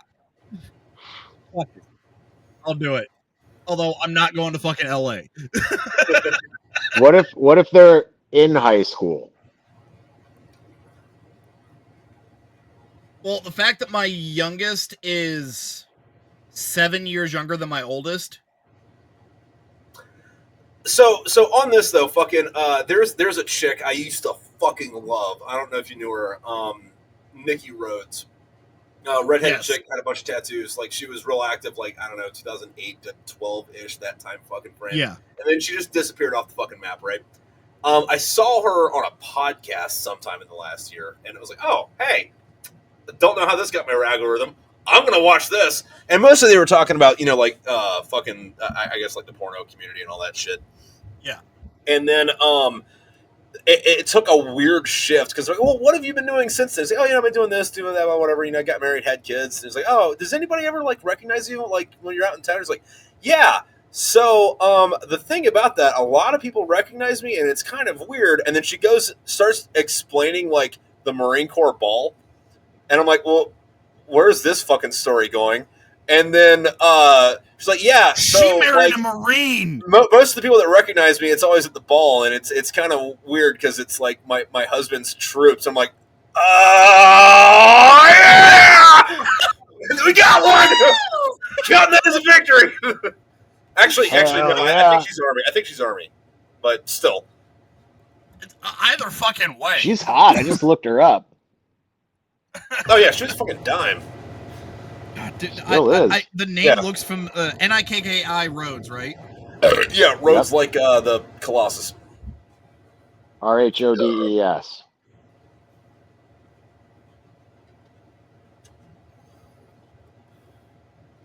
Yeah, she's on X, Twitter, whatever the fuck you call it. Is she? Oh yeah. I'm looking at her right now on there. Oh, I mean, she like post is what I guess the question. Oh yeah, I just Not love like- that as soon as you fucking Google search her, it's just scenes from her fucking videos. It's fantastic. Warning: M for mature. Let's go stalk her fucking Twitter. I'm calling it Twitter. I'm not calling it X because I'm dead naming it. Same thing with the Gulf of Mexico. Well, I mean, Goddamn. I just want them to rename one of the Great Lakes. She hasn't posted anything in 5 years. I don't think she fucking counts on that. But what would you want the Great Lakes to be fucking changed to? Oh no, I want Ontario renamed to Lake America just because it's fun. I would want fucking one of them to be fucking named Lake Edmund Fitzgerald. That'd be sick. It would have to be Superior because that's where it happened. Yeah. Although one of them has to be named Lake Death, and it has to be either Michigan or Superior because those two have the most amount of fucking recorded deaths out of all of the fucking Great Lakes. Yeah, and it's While funny, we're at it, even really that we deep. rename Lake Erie into a river. I'm dead serious. It's more like a river than a lake. It's got a current. It's shallow as fuck. No, actually, all of them have a fucking current, but Lake Erie is actually, if I remember correctly, I think Lake Erie is like one of the deeper ones. Lake Erie, I think, is like 60 to 75 feet. It's the shallowest of the Great Lakes. It's got the quickest dwell time from where it enters by Detroit to where it exits by Buffalo, 2 years. No, so, I hate Lake Erie, because that's the only one of those Great Lakes I've fucking been to. But like everywhere that I've been that touch it, like Cleveland or Erie, Pennsylvania, is like, all right, so am I going walking on the beach? I'm not going to go walk on the beach because I don't want to get stabbed in the foot with a fucking hypodermic needle. You fucking goddamn heroin addicts. Quit throwing your shit in the water. Oh, dude, I've been to Lake Michigan, and it's rough. Like, my dad told me that if I ever got scuba certified, which I eventually did, but he told me never go scuba diving in Lake Michigan. Ever. Just because of how dangerous it is. Because Lake Superior and Lake Superior and Lake Michigan are known for never giving up their dead. Like, because their undertow is that fucking strong that anyone who has died on those lakes, unless they're like right next to fucking shore, they immediately get dragged under by the undertow. Huh. I mean, they've got I don't know how many shipwrecks between the two of them, but it's pretty fucking high. And they've basically told anyone who's down there, they're like, you do not disturb anything that's down there because they're basically considered as any of the shipwrecks are considered graves. Because they're that fucking it's that dangerous. Huh. I mean, I guess that checks out. Fucking yeah, I mean lakes. Yeah. Yeah, because there was that there's this fucking page that I follow on both Instagram and YouTube. It's the same thing, but it's the chick that during October she does Spooky Lake Month, and she's talked about Michigan and Lake Superior multiple fucking times, and it's literally just different events that have happened. Also, fucking what is it? Lake Erie's maximum depth is only fucking 210 feet. Yeah. Yeah. And then Lake Superior's is only, well, I guess fucking 1,300 feet's fucking pretty fucking deep. Yeah. But I mean, it's also fucking up, like, you got underwater mountains and shit, so. Yeah. But then there's that one lake over in Siberia that is deeper than the Marianas Trench. Is it? Oh yeah. Yeah, and it's growing constantly. I wonder how they did that, because like the fucking Soviets fucked up the Ural Sea. That's like not there anymore. Yeah, no, but this one it is the deepest lake in the world. It is deeper than the Marianas Trench, and it's just constantly growing every fucking year. Lake Baikal in Russia. Yep. 5,300 fucking feet. That's almost a fucking mile, dude. Yeah. That's not deeper than the Marianas Trench. Actually, no, that's deeper than a mile. What's a mile? I thought a mile was fucking. No, mile is only like 2,600 something feet. No, like 2,600. Yeah. No, I thought it was 5,600. Yeah. I thought it was 56 and change. 5,280. Ah. I was wrong. So it's more than a mile. Okay, all right. How do you spell Marianas? Marianas.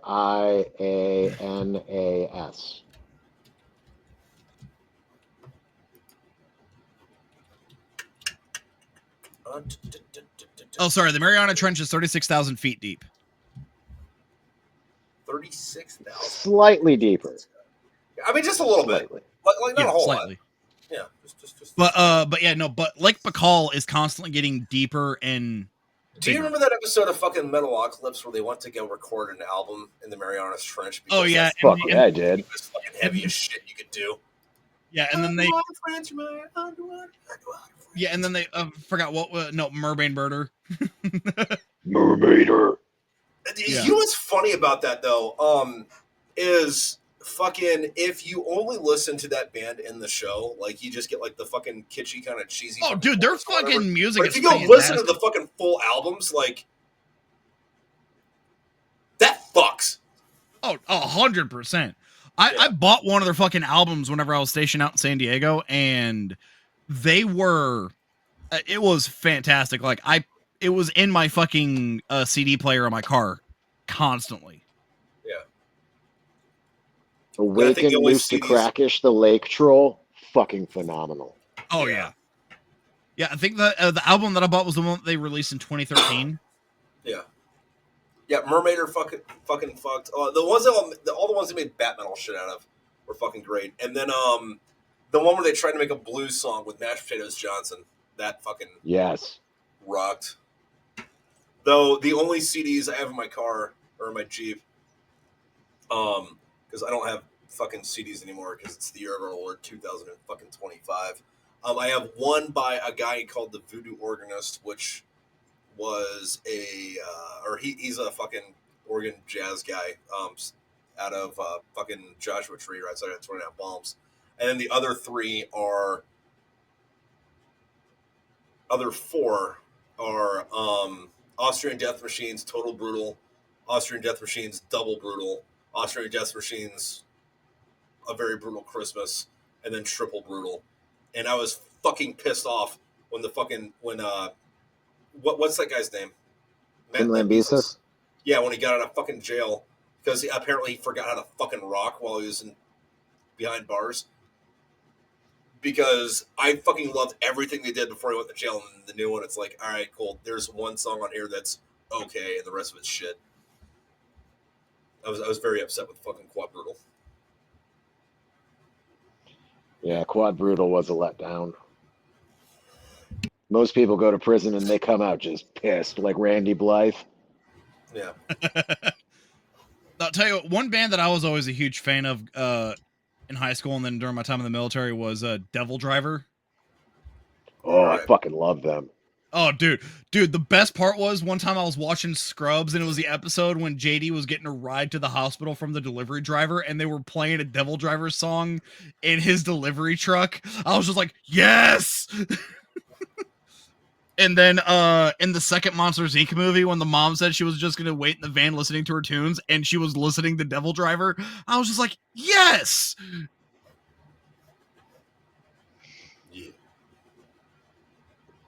No, they are fantastic. After their first album wasn't the best because basically Dez was like, I'm still going to try and make coal chamber music. But then everything after that where he's like, no, like everyone else in this band is like really good musicians. I'm just going to let them do their fucking thing. And then they just fucking took off and like, oh, dude, yeah, ran away with it. It was so much better. That's kind of like the album. That's the they fucking method, though, right? Like you, most bands have one of two courses. Either they have a fucking murderous first album, and then two really good albums, and then dog shit, or they suck, they skyrocket up, and they rock for fucking ever. Because, like, I love Judas Priest. Their first 3 or 4 albums were fucking garbage.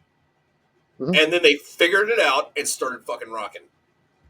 Oh, yeah, dude, no, a perfect example of that was a band that I was a huge fan of in high school was Winds of Plague. Their first album fucking kicked ass. Their second album kicked ass. Third album started going down, and then I quit listening to them after their third album because I was just like... Their last album was actually ridiculously good. Oh, Winds of Plagues was? Yeah, like it came out a couple years ago, maybe pandemic or just pre-pandemic. Uh, it was really fucking good. It was like first or second album good. Okay, yeah, because I went out of my way to pre-order their second album and to where I would get one of their shirts and everything like that. And I was super stoked for it. And it was fantastic. The Great Stone War was a fantastic fucking album. Oh, I loved that one. But yeah, oh shit, I don't But remember granted, that. it was also they also had to swap keyboardists because their first keyboardist quit. But I still think it's hilarious that, ironically, both of their keyboardists had topless photos of themselves leaked. So their new keyboardist is from What, this last album. Elena's not with them anymore? No, they got this. Basically, they got a fucking ringer. Like this girl can like they used her for clean vocals, which made like the album even better. But she was like Berkeley or Juilliard, one of those like fucking high-end music shit! schools. They So got her out of like there opera level fucking pianist. and voice. Nice. Fuck. And so like her and fucking Johnny are just like going to fucking town, and like she improved their music dramatically too. I'm gonna have to Because like fucking I listen to agree, their newest album. their then. albums went to dog shit. And then like this one their came fourth out, and I'm album like, was fucking terrible. yeah, you listen to the I can't remember the name of it, but I gotta fucking Also, I'm gonna piss. I'll be right back.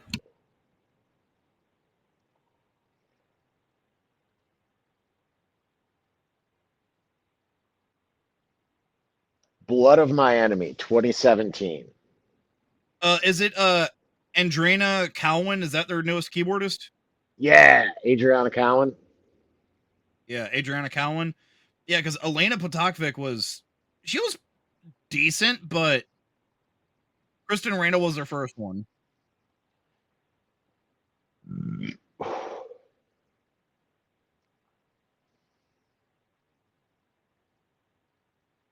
Yeah, so if you look at that album, Blood of My Enemy, and then Nameless Walker's good, Failure Comes Clarity's really fucking good, Blood of My Enemy is good, and then the fucking closing track, Dark Waters, will make you want to fucking move a mountain and stab a motherfucker squarely between the eyes.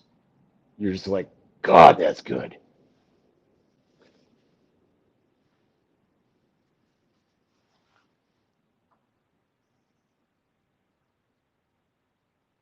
Okay, yeah, because their album Resistance was fucking terrible. Horrible. Against the World was when they started going downhill.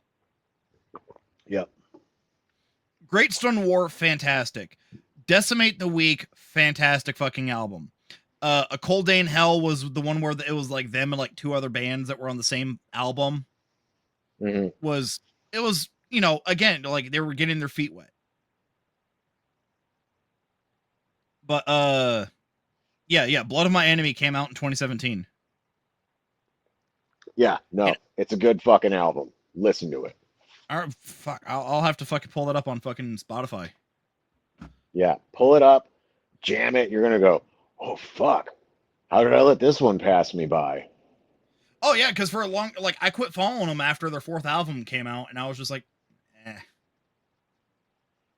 It was one of those ones where it came up, and I'm just like, let's see what they got. What do I got to lose? 30 minutes of my life? I'm driving anyways. I don't give a shit. Yeah. Dude, there was a fucking band. I think it's called Stitched Up Heart. And there hasn't been a band that has pissed me off as much as they have in a long fucking time. Because I went to, okay, so it's about a year ago. I went to Nashville to go see Steel Panther, right? And it was the best show that I'm ever going to be able to go to, ever. Like, because they are, like, as much as I love Steel Panther, they are infinitely better live than they are on their albums. That's what I've heard, is that they're so much better live than over. But the other thing, though, is there was baseball-sized hail, and there was, like, 3 tornado touchdowns. So no one went to the fucking show. Like, there was 200 fucking people there. Like, I was 3 rows back, and that was the back row. Like, nice. Fucking amazing. But What pissed me off though is they had a band that opened for them called Stitch Apart, and they fucking kicked ass live, like to the point where it was like, all right, well, fucking, I got to drive back from Nashville. I'll go download their albums, listen to them on the way back because fucking I only heard their songs once. Dog shit. Yeah, every fucking track was like, hey, you guys had guitar solos on stage. Where are those? What the fuck? Why do you sound like this? I was so fucking mad. Oh, I tell you, I've got a hilarious fucking story. So, my older brother, he went to, I can't remember what band he went to go see, but he was playing pool waiting for the main band to see. It might have been Mushroom Head or another fucking heavy metal band or death metal band that he went to go see, but he was sitting there playing pool and he was playing with some guys that were there and everything like that. And he was finishing up. They're like, oh, hey, by the way, they're like, hey man, we actually got to get on stage. We got to start warming up and everything like that. And he goes, oh shit. And you guys were fucking, yeah, you know, it's whatever. It gets up there. It turns out it was fucking Job for a Cowboy my older brother was playing pool with before they were supposed to be on fucking stage. Which, nice. Again, Job for a Cowboy, fantastic fucking death metal band. Which have they made anything new recently? Yeah, Moon Healer. Last year, maybe the year before. Yeah, dude, because I got introduced to Job for a Cowboy, my older brother, by where they did SpongeBob Knee Deep, and it was basically just the fucking the SpongeBob Super Bowl thing, but it was edited to fit perfectly for Knee Deep by Job for a Cowboy, and it was fantastic. Yeah, last year I want to say Moon Healer came out from Job for a Cowboy because that was 10 years after Sun Eater. So yeah, I think Sun Eater was the last album of theirs that I listened to. Well, that was the last album they did. And then they did Moon Healer last year. So it goes Sun Eater, then Moon Healer. And it's about one of their friends' slow descent into madness from doing too much psychedelics. Okay. That is the background of that album, and that's all I'm gonna tell you. I'm gonna have to fucking listen to Sun Eater again and then Moon Healer. I'm gonna have to listen to them. Yeah. So while we're bouncing around metal, fucking Lemmy Kilmister's dead, and so is David Bowie. So there aren't any virgins in heaven anymore. So is Islam still valid? No. Once Lemmy got there, they were fucked. And because it's like, hey, I'm gonna, martyr myself for Islam. I'm gonna get these virgins, but Lemmy's up there. There aren't any virgins up there anymore, man. Yeah. Because, I just want to throw this out there that when you said Lemmy was dead, it took me a good 3 seconds to realize that you weren't breaking the news to me and that he's been dead for a while. Yeah, it's like 2015, dude. Yeah. Yeah, I know. I was like, wait, Lemmy died? No, wait, okay. Lemmy's been dead. Actually, Tripp. A second ago, man. Did it just now sit in? I know it's hard. Like, I'm still mad about it sometimes. Very hard. But to be fair, there are still technically virgins in heaven for them. They're not female. Hey, on Thursday, they won't give a shit. Well, also, if they're prepubescent, they won't give a shit either. This is also true. Yeah. But here's the thing: if they're non-prepubescent males that are their virgins, do you think that heaven's going to be okay with them throwing themselves off of a fucking building?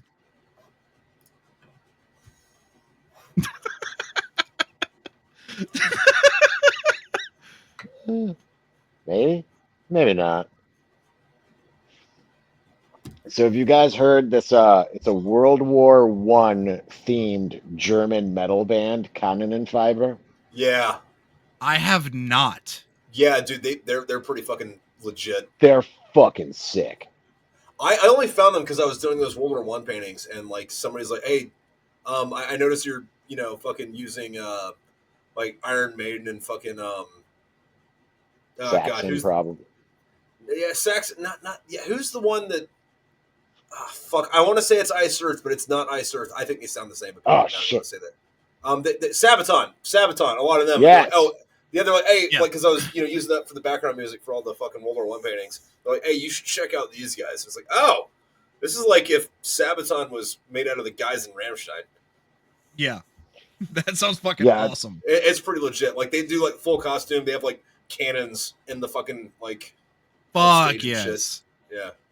Oh, dude, their and then drummer is sick too. He's just Yeah. phenomenal. Speaking of drummers, the fucking Dromeo video of Chad Smith listening to my 30 Seconds to Mars for the first time and then immediately fucking killing the song like almost fucking perfectly. Yeah. Why though? I have a question that is also a gripe. Why is Creed popular again? I don't know, and I TikTok. don't like it. Yeah, I don't either. I think it's gross. Like they sucked the first time. It's TikTok and the Zoomers. I don't think it's only that, because like, Yeah, there's got to be something more to it. let's put it like this: 20 years ago was 2005. I was 20. I was young and in the Marines. And what was 20 years prior to that? 19 fucking 85. What was popular then? Hair metal and Slayer, Megadeth and Metallica. And I was like, Yeah. this is fucking great. I love all of these fucking things because my older brother listened to them, and like I grew up listening to that. Yeah, but and that's also and what was fucking popular. You shouldn't fucking love Slayer because your brother listened to them. You should love Slayer because they're fucking Slayer. Well, that because that's how I fucking heard it. I'm Sorry, also sad that I just had to get that out. I'm sad I didn't get to go see Slayer's last fucking show before they retired. In Yeah, but like Jeff Sugarland, Hanahan Texas. died like way long ago anyway. So I mean, like fucking Yeah. like I love Tom Araya, but like fucking Kerry King's not a reason to go see fucking. Yeah. God, But, rest in they peace, don't Jeff- even rest in peace, use Jeff it. Hanahan. Speaking of different bands and everything like that, though, that fucking kawaii metal band that you turned me on to, Tripp. Oh, Bandmade. Yeah, Yes. fucking. That's one of the gripes I have with the fucking popular media shit is because everybody's talking about baby metal, and baby metal is kind of like just like pop culture, fucking like gimmicky bullshit. It's Um, entry level into the J-pop Yeah, metal scene. But there's a band called Bandmade, and their gimmick is they all dress like Japanese maids, and it's all Japanese chicks. Yeah, you like the cafe made shit. But they fuck. Like Oh, it's dude, it's kind of like 100%. imagine Steve that fucking baby metal is Anthrax, not Metallica, but Anthrax, and then fucking Their no, lead guitarist makes love through that fucking guitar. Not even that. Imagine that baby metal is fucking Exodus, and fucking Bandmaid's fucking Slayer. Yeah. Like Nice. I also don't have a high opinion of Exodus, so I mean I don't know if that whatever will. I like early Exodus. Oh, and Yeah. and then there was that like Brazilian band where they're all like satanic nuns, Dogma that Dogma. I sent you that you went down another fucking rabbit hole in. I got a thing They're not for nuns, satanic though. nuns. They're just horny nuns. Yeah, I don't know. I got a weird thing with nuns anyway because like that movie, The Nun, the one with the demon nun, like that scared the fuck out of me, and so I looked up the actress. And it's like, oh yeah, I'd fuck her. So then like now it's like, oh yeah, scary nun demon. Well, there's only one way out of this. Zip. So like that was my way of getting out of being afraid of that fucking movie. Because there's not like a lot of movies that like really scare me, but that one I don't know why that one did. Like I thought there were the Conjuring movies and like Annabelle movies, like they're fun movies, but like I'm not like afraid to turn the light out at night or something. But for some reason, The Nun just fucked with me. So I was like, all right, I gotta figure out a way to fuck this thing. So you're talking about Bonnie Aarons? Yeah. And then it was like, all right, cool. So like ever since then, though, every time I see a nun, it's like, what? And that's my assessment on that.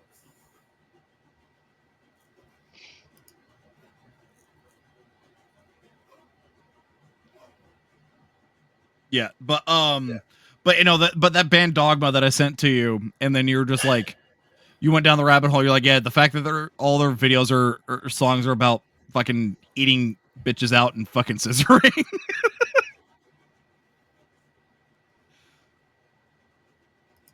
That and their lead guitarist goes fucking hard, and she's got them fucking death by snoo thighs. Yeah. And the lead singer's got them pillows. Dude, the What lead I see, what guitarist to does say. too. Yeah, dude, it's just like the fact that there's so many different bands out that aren't popular that deserve to be popular. Well, but then the you thing have, is though, is nothing's popular right now. Like fucking pop music isn't fucking popular right now. Oh, fucking everything's so fucking decentralized that like you got to crawl into your niche to like find what you like. Which on one hand, it's cool because like you're getting a more quality product for the thing you like, but the thing you like, no matter who you are, isn't fucking big, so they're not going to get funding and they're not going to get better. yeah. But then though, at the same time though, is that like the niches that you do like are now being saturated at the same time. Yeah. But fuck oh yeah, and then Steven, I already told you I fucking ordered a honey badger at the end of last month. I'm super excited for that to come in. Yep. Which you're gonna need to make a trip down here to Texas, and we need to go hog hunting, both of you. Yeah, I'm married. I can't be hog hunting anymore. Wrong kind of hog strip. We're not These ones going are whale shorter. hunting in a fucking bar, okay? You're not in the North Marines Carolina, anymore, that was Tripp. You called don't need to. Yeah, Tripp. You're not in the Marines anymore. You don't need to, man the harpoon so your buddy can score the 7 out of 10. Damn. If it was a 7, that's a high in Jacksonville. Dude, right? So my buddy Jude, fucking, I don't know how the fuck he did this, but he got me a T-shirt from someone that used to work at the Purple Church. The main attraction in Oceanside, it's gone now, and it's funny because it's like a line drawing. I'll put it on Instagram, show you guys later. But it's a line drawing of a stripper, and she's got like horns and like a devil tail, and she's like 9 months pregnant.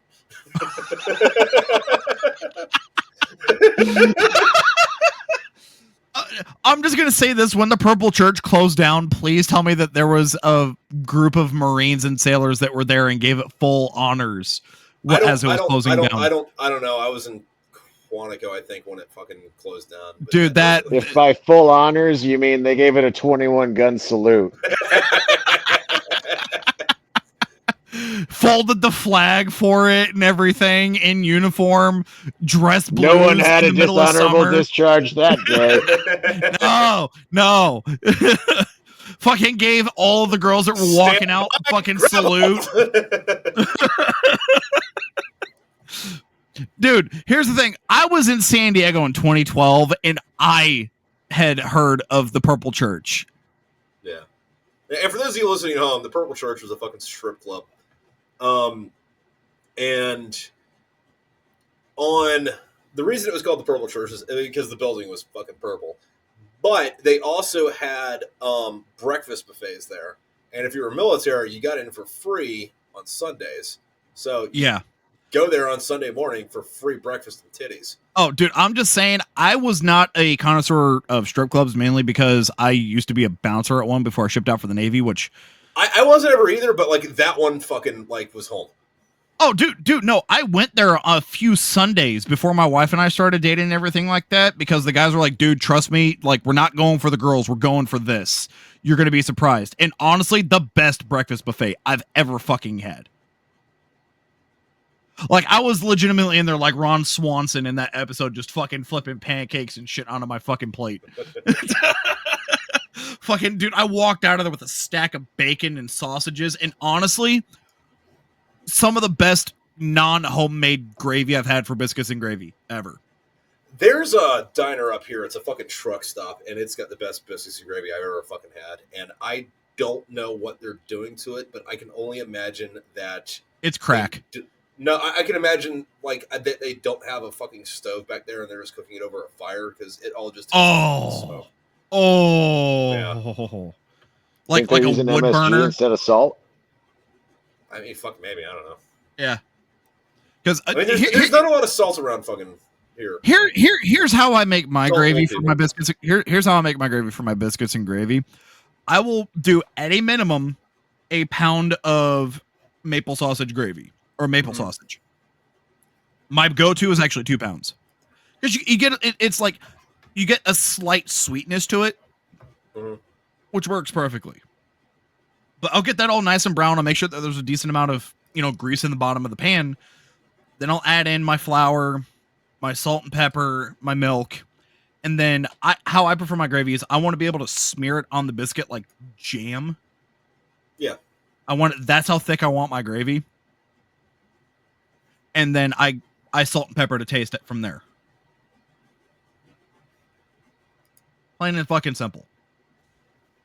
But again, you get that slight sweetness of the maple sausage. I've never tried it with maple sausage, which is it is considering the amount of fucking maple farms around here. Dude, it is a fucking game changer. It's a fucking game changer. I'm letting you know that right now. Start using maple sausage for your fucking biscuits and gravy. It is a huge fucking game changer. Not Jimmy Dean. Not Jimmy Dean. Yeah, not Jimmy Dean sausage. Jimmy Dean. But squeezed out of the best pigs in Nebraska. We squeeze these pigs of sausage, and you get the white cream for Jimmy Dean sausage. Make sure that when you're waking up to a Jimmy Dean sausage plate. Go ahead and get that plate of morning glory.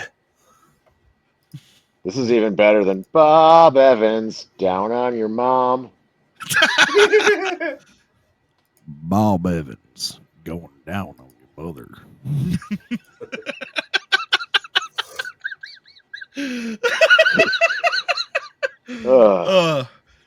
And this, ladies and gentlemen, is why I am Tripp's voice acting Swiss Army knife.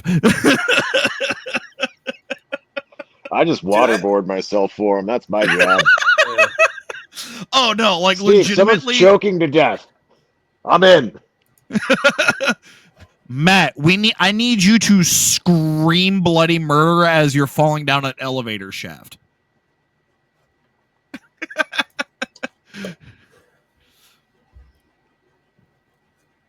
Matt, I need you to start crying in pain as you're saying, "You killed me. You killed me." They're coming together. Matt, you are the one MC for this boat. Yeah. Because I have experience with that. Hey. Oh, dude, the fact that I even did extra stuff for just so you could play in the background when they're on the ship too. Yeah, and it's funny because like it's in there, but it's faint. Oh yeah, like you have to be listening to it, but like, yeah, it's there. But like, because I was like, hey, this is also just for background noise, not the lines that you have in the ship. Which was that ambiance, fucking, and like I've heard other things that are similar to what I'm doing with the audiobooks, where you have like a couple sound effects here and there, but like I don't know anybody that's in depth with it. Where dude, I've it's been, either like you have sound effects kind of here and there, but it's like one guy fucking narrating it, or like you have a few different people on the cast, but there's not music or sound effects. But like I don't know what it is doing it the way I am. You know, because I've been listening. It just makes sense to me, you know. Yeah, because I've been listening to. It's a collection of the Horse Heresy from Black Library for the Warhammer 40K setting. Nerds. Yeah. But like they'll have like sound effects for like the fights and shit like that in the background, but it's just one guy narrating. I think there've been a few where they actually have a couple of people voicing different characters, but it's not like to the degree that we're doing for your audiobooks. Yeah, and no, like we're doing a full fucking production on it. And like the other thing is like 15 years ago, this would be $1 million fucking project, which I'm doing with 100%. 100%. Like if we had got, if you'd been able to do this beforehand and we had gotten a hold of this and we started doing this before anything else, before the YouTube became what YouTube is now. Oh yeah. I guarantee you in 2010, fucking, we'd have 1 million fucking followers, but at a minimum, because nobody was doing audiobooks back then. Everyone now was fucking like doing like audiobook readings or like the Reddit post readings and shit like that on YouTube. Yeah. However, the fact that the vast majority of us that are a part of the cast for your book series, we're doing it because one, we love the fucking stories. Yeah. Like, and it's cool that like fucking like, you know, people that like the books are like, you know, part of it, you know what I mean? oh yeah, Just, like, yeah, creative and like I even told you, like, if this ever gained enough traction to where you would start paying the fucking cast, I would refuse payment because I did this because I fucking loved the books and I want to support my friend. Yeah, I'm sure it'll start getting fucking money and traction as soon as it's done. Yeah. It doesn't matter anymore. Yeah. This is going to be like a Da Vinci or Van Gogh thing. You're not going to see a penny of it until you're dead. Yep. And then, but then it's going to go to your grandkids.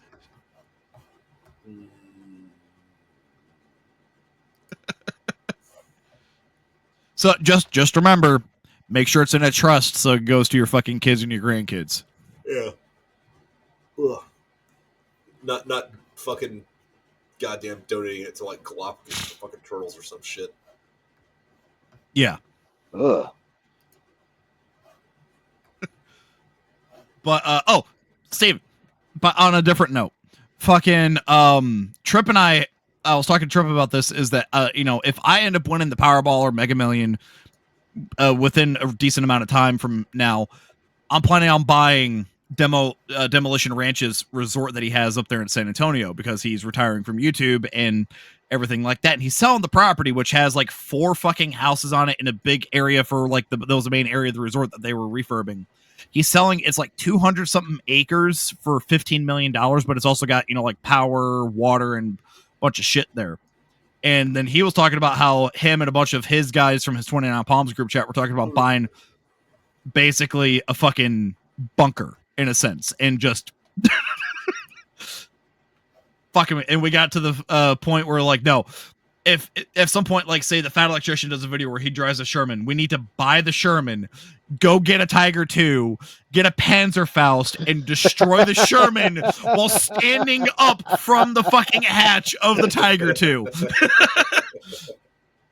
Or also somehow get the fucking USS Texas Museum, drag it ashore, bring it to the property, bring up the Bismarck with Elon Musk's help, and then basically start a fucking Corpo War, or Core War, as fucking Tripp called Coors War. Coors War. Coors War. Our hearts are going to go out to Adolf Coors.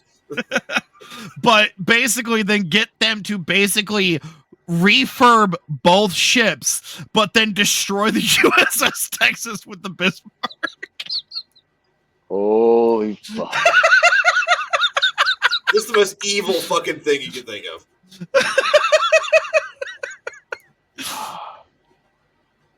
While we're at it, let's bring up the Lusitania. Yes. Where is no, actually, at that point we should also bring up the Yamato. Have you guys ever watched an anime called Star Blazers? No.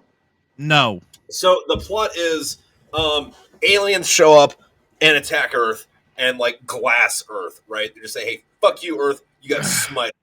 And then the only way to like save Earth and destroy the aliens is with help from another race of aliens that like we have to like go get to, but we don't have like a real ship. So they raise the Yamato. I'm sorry, they don't raise the Yamato. The Yamato is just on the ground because like the oceans are evaporated. And they like make it a space battle cruiser, and then they Star Trek to the other side of the galaxy in the Yamato.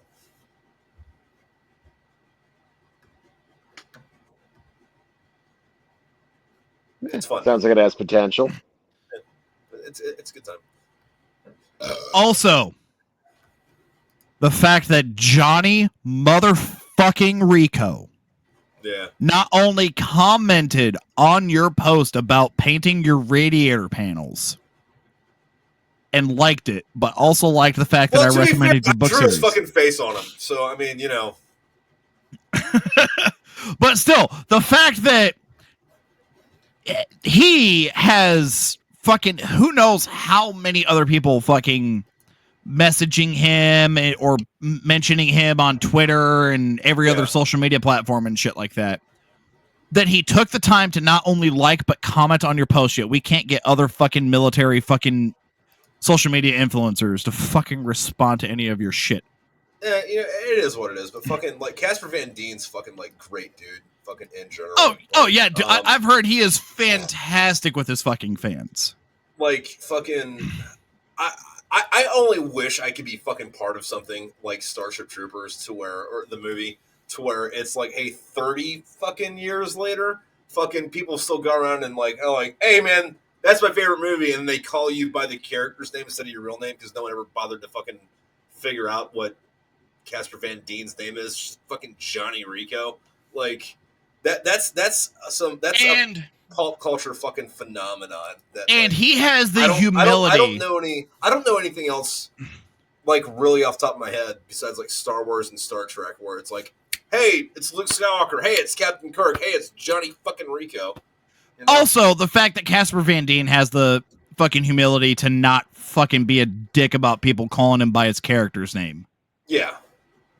Like, I've heard that so many fucking actors from Star Trek and Star Wars get pissed when someone calls them by their character's name, except for the guy that played Anakin in the fucking prequel series. Apparently, first of all, the fact that Hayden Christensen has been getting the love that he fucking deserves recently for the roles that he's done is... He should not have gotten the hate that he's gotten. One of the things that bothers me about the rhetoric around fucking the early Star Wars movies, or the Star Wars prequels, is everybody's like, oh yeah, fucking Mannequin Skywalker over here is fucking up the dialogue. But it's like, if you pay attention to the way that Hayden Christensen like performed his lines, his diction is on par with the way fucking Darth Vader did in the original fucking trilogy. Like, fucking... I'm drawing a blank on fucking any of his lines from the fucking prequels, but like, yeah, it was like in fucking deadpan.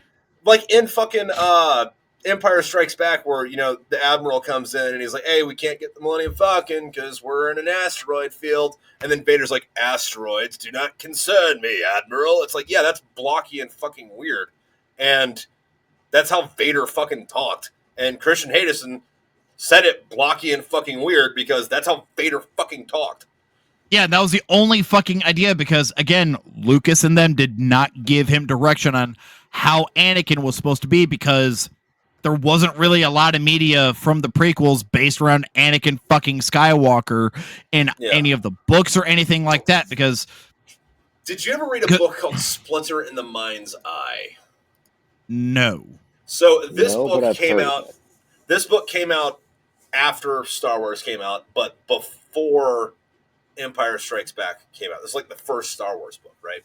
And I think Alan Dean Foster fucking wrote it, but it's afterwards. Han Solo's not in it. Fucking Luke Skywalker and Princess Leia are traveling around doing things. It's not explicit, but like they're fucking. And at the end of it, fucking Luke Skywalker cuts up Darth Vader and throws his carcass down a fucking well.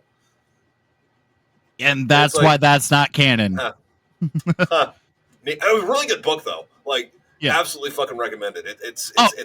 Dude, one of my favorite fucking Star Wars books that is now not technically considered canon because it's pre the sequels is The Death Troopers.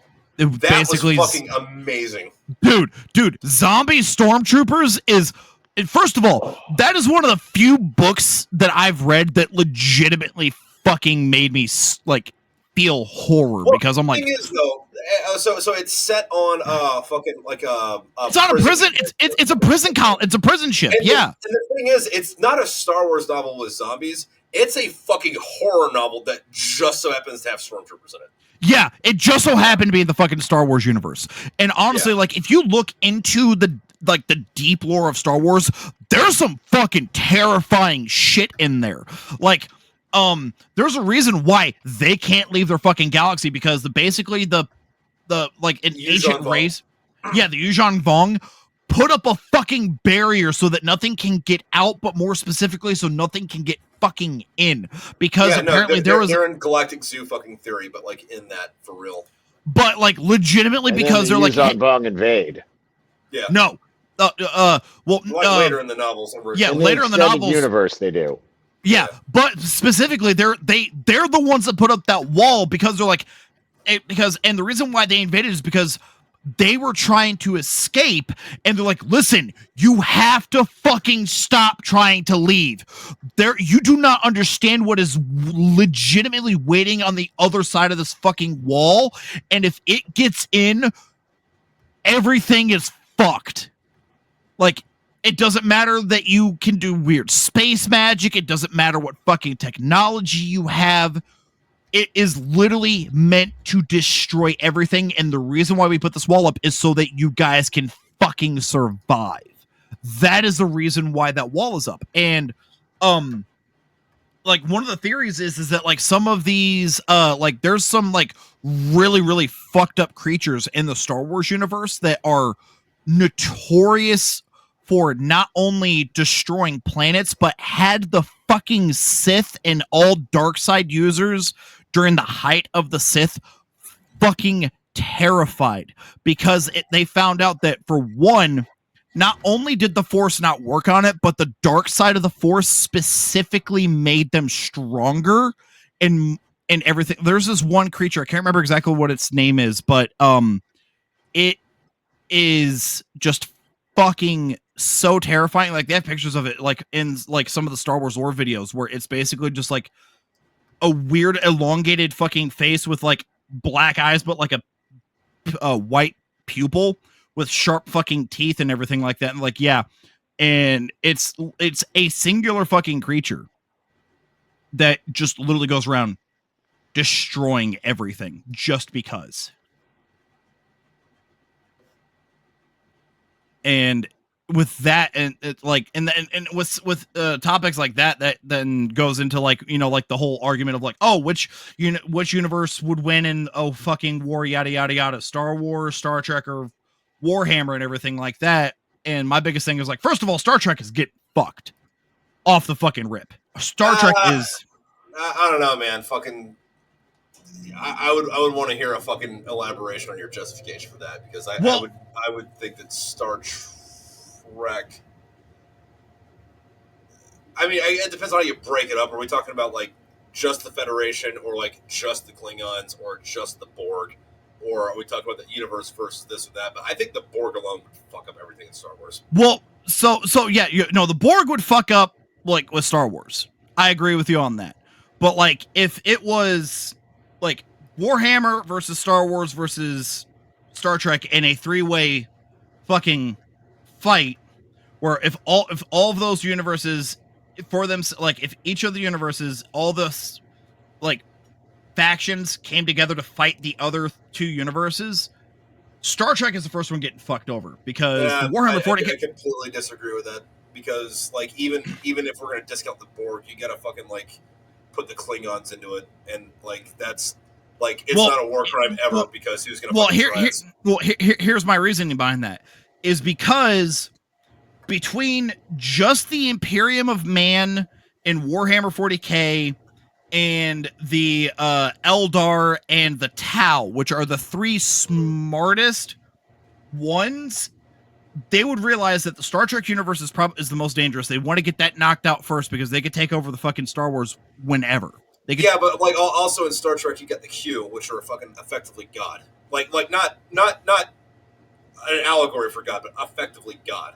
Yeah, but then also in 40K, you have not only the Chaos Gods, but also you have the Primarchs, which are basically fucking gods. Their souls are warp gods, in a sense. So basically, and what I think what they would end up doing is sending the Orcs and the fucking Tyranids to basically just go and harass the Star Trek universe, keeping them occupied, if not just outright fucking eviscerating them, because honestly, the Orcs and Klingons would be going to fucking town on each other. And the Klingons would just be empowering the Orcs the entire time, because the Orcs love a good crumpin'. And then I'm going to stop you guys right here. I don't know half the shit you just said, but listening to this, I'm impressed any of us have ever gotten laid. Let alone married with 2 kids. Yeah. But I think that in that fight, one of the things that would probably happen is that the Warhammer guys would send the Tau and probably the Dark Elder to go fight against the Star Wars universe. I think that the Star Wars universe would get knocked the fuck out quick. Oh, and 100%. That actual fight would be Warhammer versus Star Trek. I think that the only faction in Star Wars that would probably stand a chance for a little bit would be the Mandalorians. I don't think so. At fuck all. They're too small. Yeah, they're too small. Fucking at best, they're a fucking insurgent group. Yeah. But fucking the other thing was I forget. It was Next Generation.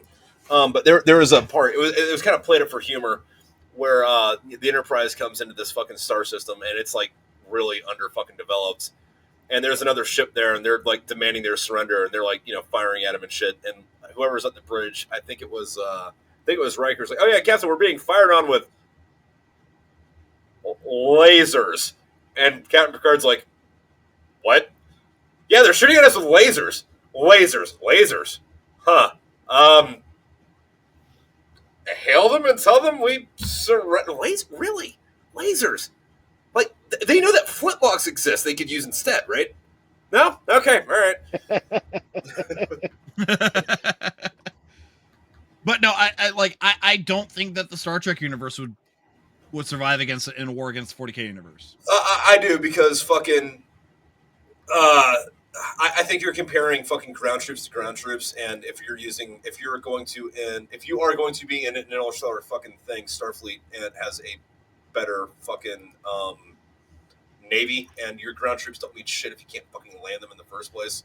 Also, Star Trek is in a fucking post-scarcity fucking society, so like they have a better fucking logistics fucking apparatus, and like, yeah, fucking infantry might win battles, but like, I'm not talking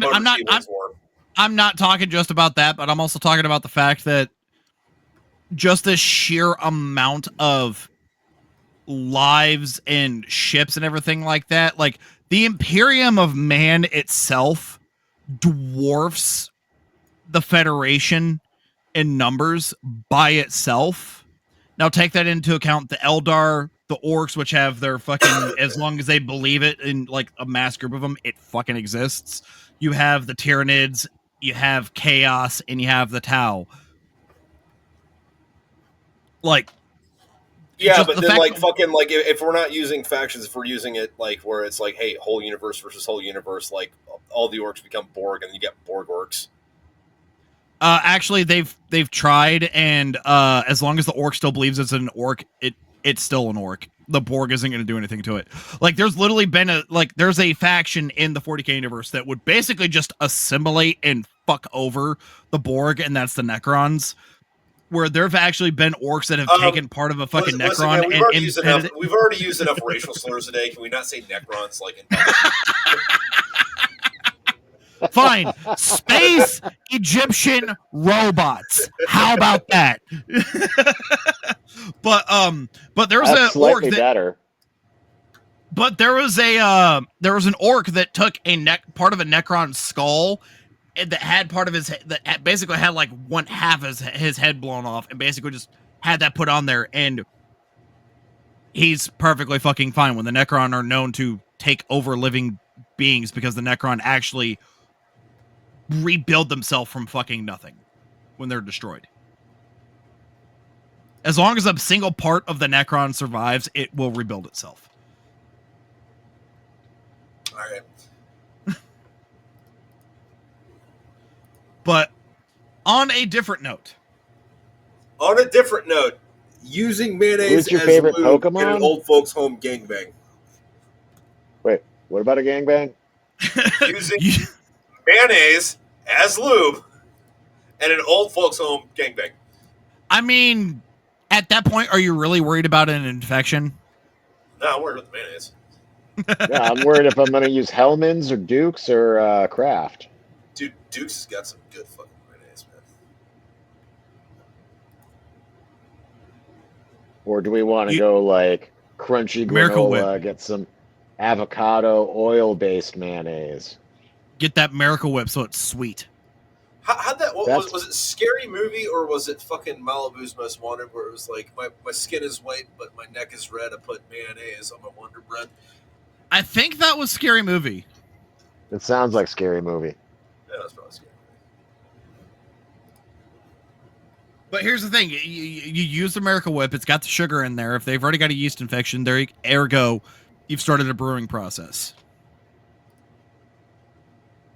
How come no one calls Miracle Whip China? is like What about it? one thing off from being like plastic or some like crazy shit like that. No, but what's okay? Yeah, it's like one atom in a molecule off from being plastic. I mean, that checks out. Don't eat that shit. Yeah. Also, why don't we call China an yeast infection? That's a good one. Sorry, you mispronounced it. It's called West Taiwan.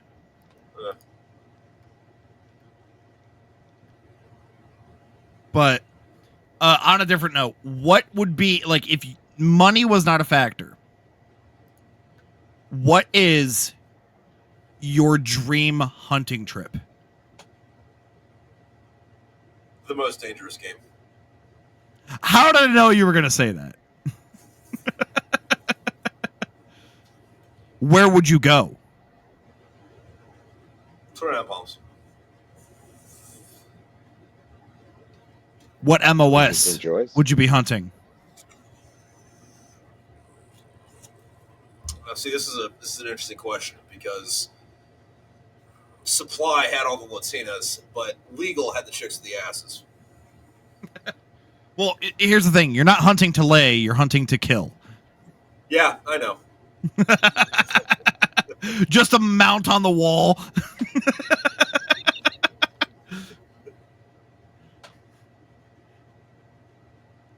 I mean, if we're going most dangerous game, going to IPAC.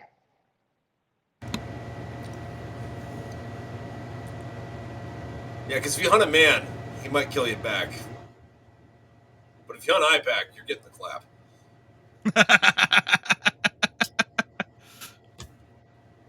All right. Now let me rephrase the question. What is your dream hunt that is not a fellow man? Taliban. Fair choice. Although you've already done that, to be fair. Yeah, but they're not good. Just like communists. Yeah, no, I don't know, man. Fucking, I kind of want to go bear hunting, but like I haven't been hunting in fucking forever, and you don't just go bear hunting. You have to like get back into the fucking woods for a bit before you fucking get at it. Yeah, you got to be out there for like 2 weeks. Bobcats. Yeah. Although, like, I've also always wanted to go bear hunting, but after doing a bit more research and everything like that, and learning how riddled with fucking parasites they are. Oh no, you have to turn it into a fucking hamburger and like cook this. Oh, dude, no, like, it's worse like I've seen fucking videos that like a vast majority of bears like in the wild will be walking around with like a fucking 6-foot fucking parasitic worm hanging out of their ass. Yeah. It's but fucking if you disgusting. if you get it and you get it good, fucking Oh yeah, I've heard it's fantastic. Like they eat a lot of like berries and shit. So like if you get like a fucking blackberries burger, yeah, it kind of tastes like fucking blueberries and shit. Yeah, blackberries and fucking shit. Yeah, if you get a pre-hibernation black bear, yeah, that's just been eating wild blueberries and fucking mussels, apparently they're fucking delicious. Yeah, because like you also get that blueberry bear fat on them too. Because apparently you can just render that straight down and just drink it as is, and it's like an energy boost. Suggest that at the fuck all. I would cook that. Like, well, rendering it down means you're basically taking the fat and you're basically heating it to where it melts. That shit. But yeah, bear would be cool. Although fucking like I don't know, like I've been around a bit. Like I've eaten a lot of weird shit because like anywhere I go, it's like have I eaten that? No. All right. Well, can I eat it? Sweet. Which is why I love Japan because it's like great white, cool. Great white and whale and horse in the same meal. Fuck yeah. What? Okay. Here's the question: what animal have you always wanted to eat? That I haven't. That you haven't. Now, to be fair, I don't know what kind of whale I've had. I just know that it was whale. Okay. Which is good. It'd probably be humpback because that's mainly what they fucking fish for. I don't know.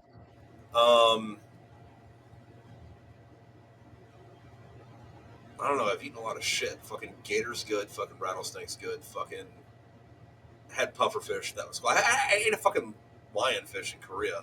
I ate dog in Korea. Oh, dude, lionfish is delicious. Yeah. I want to try elephant. Yeah. Giraffe. Yeah. Elephant would be cool. Or rhino. Elephant, giraffe, or rhino. Yeah. Just the big three over there. I would want to.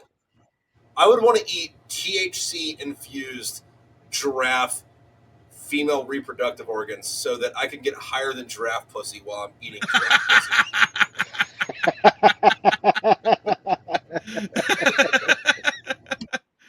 All right, what about you, Steve? So, well, like I said, I'd want to go with the elephant, but going back to what you were saying about the bears eating all the berries and shit. So there's a shit ton of fucking like grape fields up here by me around Lake Erie because this is where they used to make Concord grape jelly. Like the Welch's factory is the next town over in Westfield. So the deer are just fucking slamming all these grape field grapes on the in the North County around the lake shore right around fucking hunting season. This is what they're finishing themselves off of up here is Concord fucking grapes. Dude, so that's gotta be delicious. This old hunter, and like this is the only fucking deer I've ever known, like growing up, like eating those. And like I had a deer somewhere else, and like this kind of tastes like shit. And like an old hunter here is just like, yeah, like these are the best deer in the country. The second best are the sagebrush ones out in fucking Montana. And I'm like, so I've been spoiled my whole life. Actually, like, yeah, I will counter that. I will counter that. The fucking white-tailed deer in my hometown area get fat, like perfectly at hunting season, just like with yours, except for that they're eating fucking fresh apples from apple trees. Oh, that sounds nice too. Oh yeah. I think any fruit finished deer would be fucking phenomenal. Oh yeah, dude, in my hometown we have apple orchards like crazy. We have a couple of vineyards and a couple of strawberry farms too. But like the apple ones are just fantastic because like it's not the succulent reds or the Granny Smiths, but it's God, I can't remember what type of fucking apples that they are there, but they're like there's a million type of apples. Fucking the best one for fucking pie though is one called winter banana. It's an apple, but it's called winter banana. It's fucking great for pie. Oh yeah, but yeah, there's like a few different species of apples that they grow in my hometown area because my hometown is pretty well known for apples. But like there's an apple festival. Like some of the best apple pie you'll ever have in the fucking United States is from my hometown area. Fantastic fucking apple cider, regular apples just to go pick and everything like that. It is delicious. Like there's fucking apple trees that you can fucking pick off of in front of the fucking courthouse in my hometown. But yeah, dude, fucking taking a deer that's been feasting on some of those fucking apples is just fantastic. And also, if you catch one that has been eating some of the fucking pumpkins in the area too, is also pretty fucking good. Oh, that does sound good. Uh-huh. Pumpkin spiced deer. Yeah, dude, especially whenever you actually fucking season it with like the fall style seasonings and shit around like Thanksgiving, Christmas time frame too. If you do a deer roast, dude, oh, it's so fucking good. But yeah, no, it's and then I moved down here to South Texas where the deer are fucking pathetic. Yeah, fucking like don't you have those like little tiny fucking like 3 foot tall fucking Florida deer down there? No, they're white-tailed deer, but pre-cleaning they're like 150 max. I'd say closer to 125 pounds max. Okay, so similar to Florida, where it's like, yeah, technically they're a deer. Yeah, technically they're a white-tailed deer, but like the biggest antler I've seen on them is maybe a 5-pointer. Usually, what you're seeing is spikes or 4-pointers. Where I'm from, I'm used to like 306.5 non-typical white-tailed deer that are weighing minimum 250 pounds, cleaned, like gutted, all that, and it's like just solid meat, like 250 pounds. I want to know what a saber-toothed tiger tasted like. Yes. Ooh. Also a T-Rex. Well, T-Rex, would probably just taste like chicken, which I'd be down for. Eh, Like it Pretty wouldn't be much. quite like chicken. I would imagine that like the difference between T-Rex and chicken would be kind of like the difference between chicken and turkey, where you can Frog. tell it's kind of Yeah. sort of the same thing, but not really. Oh, I got an idea. What if you were going through like a cave in a Salt Flats area and you happened to find a perfectly preserved T-Rex in a gigantic salt crystal? Uh-huh. You were the only one that knew about it. And it's been sitting in that salt crystal for who knows how fucking long. So it's basically been brining for millions of years. How would you prepare it? So assuming that it'd be a poultry, right? Yeah.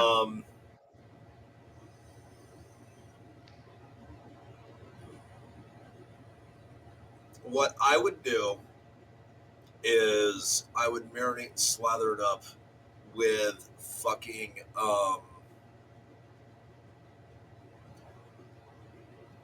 like one fucking quarter fucking olive oil, but 3/4 fucking butter, and then mustard powder, paprika, and slappy mama. You're adding more salt onto it though, and it's been No, basically no. I know. Doing it on purpose. And then I would fucking grill it over fucking. I'd probably just use charcoal with that. yeah. For me, with it already being salt brined for as long as it is, I'd probably just add a little bit of black pepper and then just do a quick sear just to see how it is, and then cut it. If it ends up being like a red meat and not like a poultry, I'd probably go rare, medium rare on it. But if it does end up being a poultry, it'd have to be well done. Hold on. I have a question. I am going to see if this works. I'm going to go to Chat GPT. Hey, would a T Rex be white or red meat? I mean, because it would know. Yeah, maybe. Since T Rex is more closely related to birds, reptiles, and mammals, it would probably resemble dark poultry meat like duck or ostrich. Which So- you can, Ooh. which you So it'd be can more cook rare, duck-like. medium rare. Which you can cook rare, medium rare. In that case, I would do it like fucking Kung Pao duck. Oh yeah. Kung Pao Nice. T Rex.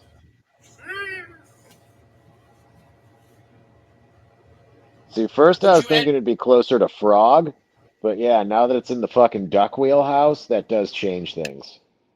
Yeah. Yeah. Yeah, because I was gonna go lutefisk style, so like fucking soak it in water to get a lot of salt out, and then bread and fry. That actually sounds pretty good still. Wait.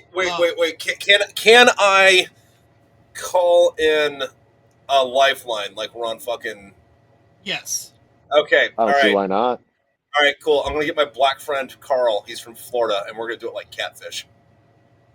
Oh. Nuggets or The strips? lutefisk fucking thing reminded me of that. Strips. Now, Well, I was just thinking to like get the salt off. yeah. Soak it in water for about 2-3 days. Change it 3 times. Yeah.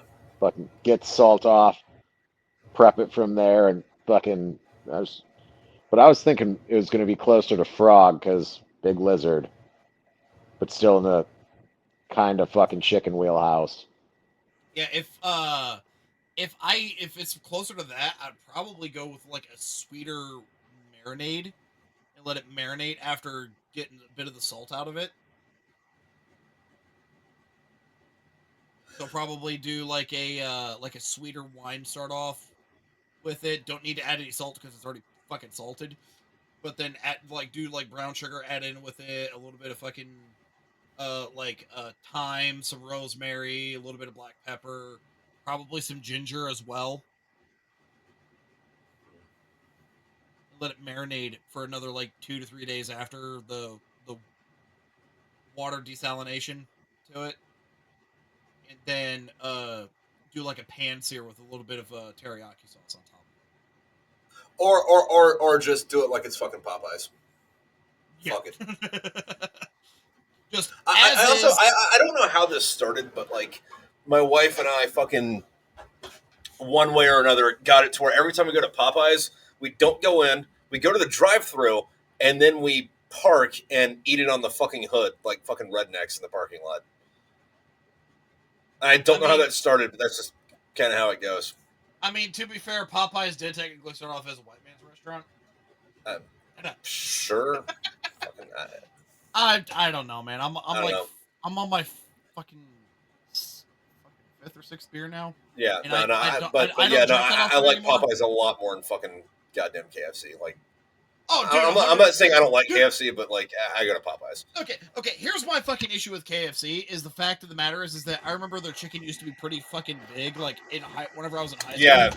And now it's like shrunk, and 9 times out of 10, the fucking bones are broken on the inside of it. Yeah. Fuck, now I want to go to Popeyes. Goddamn. Oh, dude, earlier today on my way home from fucking work, I stopped at fucking Chick-fil-A and got their chicken strips. But before that, I stopped at Walmart and grabbed fucking burrito tortillas and the Fiesta cheese mix and made my own Twister snack wraps. You know, I'm not a big fan of Chick-fil-A. Like, I mean, it's all right. Like, that's really it for me. I just think it's okay. Like, I'm in that wheelhouse too. yeah, and like any appeal that it would have, like the line kills it for me. It's like, oh, cool, you got 2 drive-through lines and it's an hour wait. No. Oh, dude, the longest I've had to wait at a fucking Chick-fil-A with like a line going around, like a big ass fucking line, was maybe 15 minutes. Yeah, I'm going for fast food, not 15 minutes from now food. Oh, dude, no, like the longest I've had to wait at a fucking McDonald's with a meh sized line, at least 45 fucking minutes. Honestly, the worst I've had to fucking wait with no line was at a Long John Silver's, and I was waiting at the fucking window for an hour after I already paid for my food. That's fucked up. Yeah, no, the only thing Long John Silver's is really good for is fucking Hush Puppies, and that's just because I don't know anywhere else. Hush Puppies and their shrimp. I make shrimp better than them, so yeah. But I can't make Hush Puppies. Like I've tried several times. Can't. Who the fuck is going to Long John Silver's still? Me. That's a great question. Me for their Hush Puppies. Like, honestly, they could just sell their Hush Puppy fucking mix. Yeah, well, they don't, okay? So actually, that's why I have to go there. Actually, they do. Well, I don't see it anywhere, so I have to go for the Hush Puppies. that and their Coke. Yeah. But yeah, no, like, I remember seeing Long John Silver's everywhere, and now I don't even remember the last time I've seen a Long John Silver's. You get like one in town. There isn't even one down here where I'm at. Well, there shouldn't be because you live next to the water. You should just have like regular fucking seafood there. Because like Long John Silver's is not seafood; it's a thing that exists that has Hush Puppies.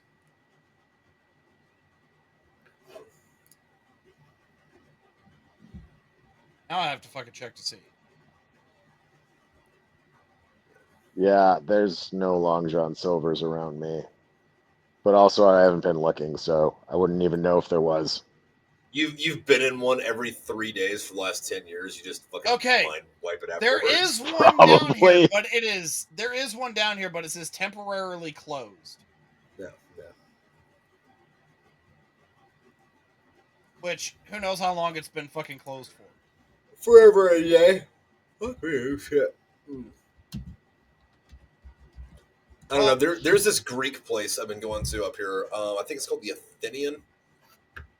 And there's like fucking like 2 people that work there. And they've got fucking killer fucking kebab, and like fucking like their hummus is like fucking like 5 minutes old when you fucking get to it, and they're fucking goddamn. What's fucking Arab fucking tortillas? What are those called again? Lavash? No, the pita. Yeah, fucking pita like bread or falafel bread. Yeah, straight out of the oven, fucking for you. My only fucking gripe though, like I do have one serious issue with them where like the lunch isn't enough food and the dinner is way too much, and it's like, can I get an extra medium, please? But like fucking like uh like Oh, they do this thing which I've been meaning to start trying to do. I just haven't fucking like made the earnest effort for it. But like fucking when you grill a tomato and fucking like beef fat, it's dude, it's so fucking Yeah. good. Oh, dude, no, like, so there was this Greek place that was in my hometown that used to be owned by two brothers who literally immigrated. Move closer to the Greek. microphone, Matt. Oh, sorry. So there was this Greek restaurant in my hometown area that was opened up by these two brothers who were immigrated over from Greece. It was fantastic. One of them ended up dying. The other one kept it open for until he physically could no longer be in there and ended up selling it to some college kids. And they fucking ruined it, as college kids tend to fucking do. Yeah. Like, the brothers used to make the tzatziki sauce from fucking scratch for their gyros. They would make the baklava from fucking scratch. They legitimately had a guy where they were getting legit fucking lamb for the gyros. And now it's, dude, it was so fucking good. And the thing is like, I normally don't eat fucking red onions or raw tomatoes. I got a gyro from there. I was like, no, I'm eating this because it's that fucking good. Dude, I fucking love lamb and goat and mutton and shit, but I fucking goddamn almost shot myself fucking a couple months ago because I got a nice fucking rack of lamb and I put it in the fucking pressure cooker with like all the fucking right shit. Oh no. Pulled it out and I didn't take the little fucking like diaper off of the fucking like meat at the bottom. So like it was full of those little plastic beads that come out. I'm like, oh man, this smells so good. I fucking hate myself. Dude, I actually just found out there's a shawarma truck here in town. Oh yeah. And one day I was driving home after going to, I forgot exactly what I was doing by that at that side of town, but I was swung by there and I saw that. I was like, fuck, I'm hungry, and I saw that. I was like, you know what? I'm gonna give this place a try. Went in there, dude. Their fucking beef kebab was fucking fantastic. Their chicken kebab was fucking fantastic. Their beef shawarma was fantastic. Their chicken shawarma was fantastic. Their lamb shawarma was fan-fucking-tastic. It was just good all around and not that expensive. The only issue is that they're like, they can't do like the fucking like kebab style like cooking with the rotisserie one because of the fucking city. The city is being stupid, yet like 2 towns over, they have a fucking restaurant over there that they're allowed to do it in.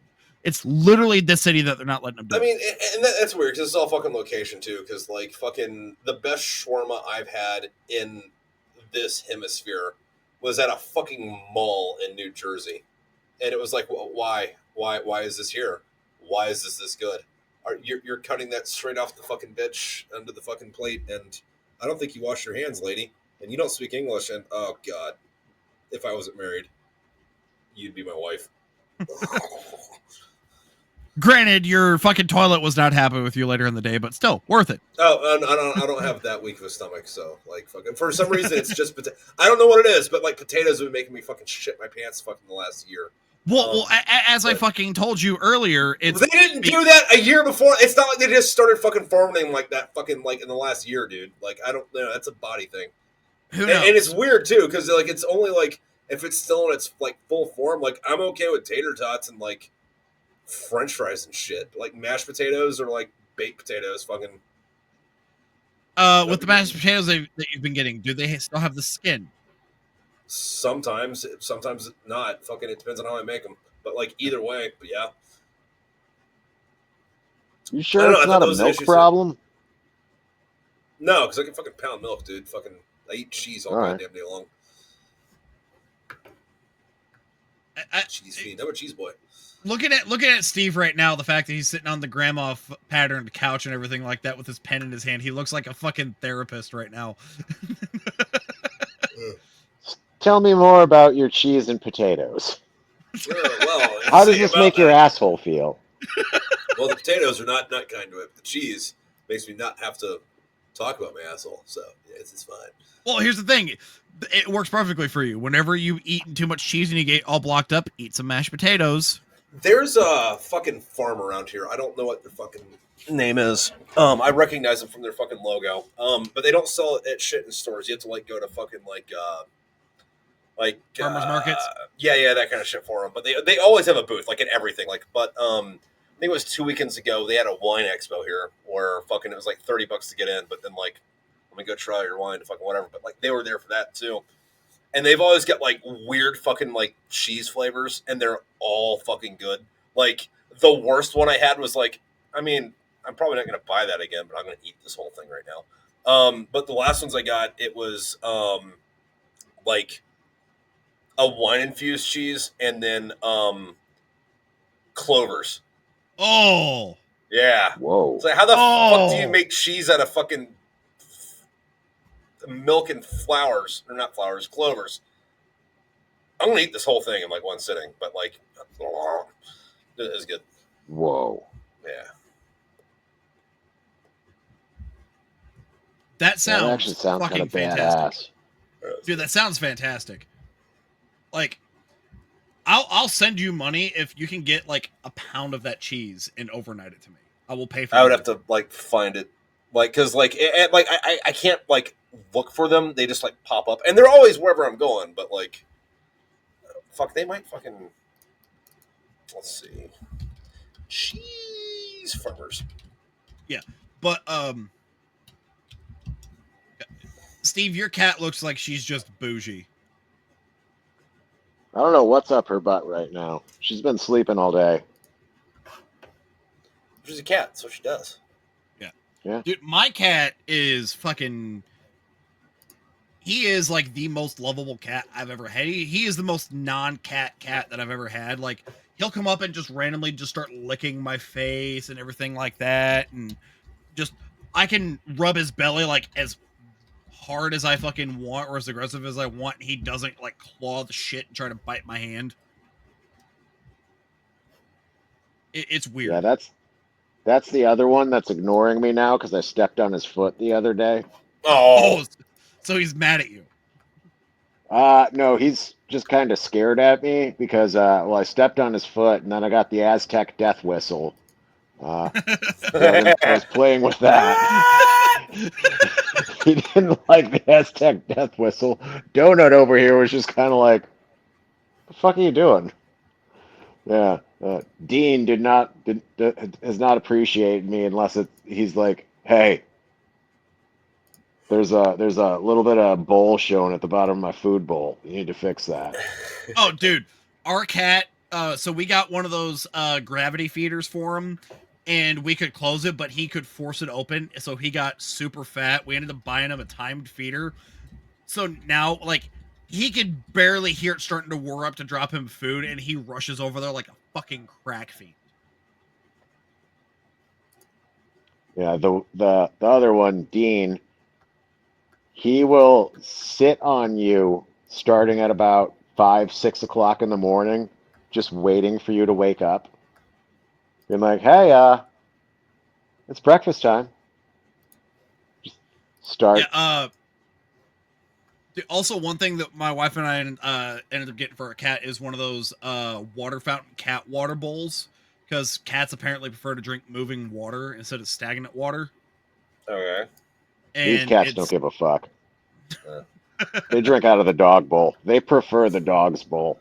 yeah, which is hilarious. You're like, why? But and then my cat is like, he'll go from being perfectly fine with the dog to then just clawing the shit out of his face to the point where the dog is bleeding. And I'm just like, why? He's just coming up and trying to clean you for you because you're too fat to clean yourself.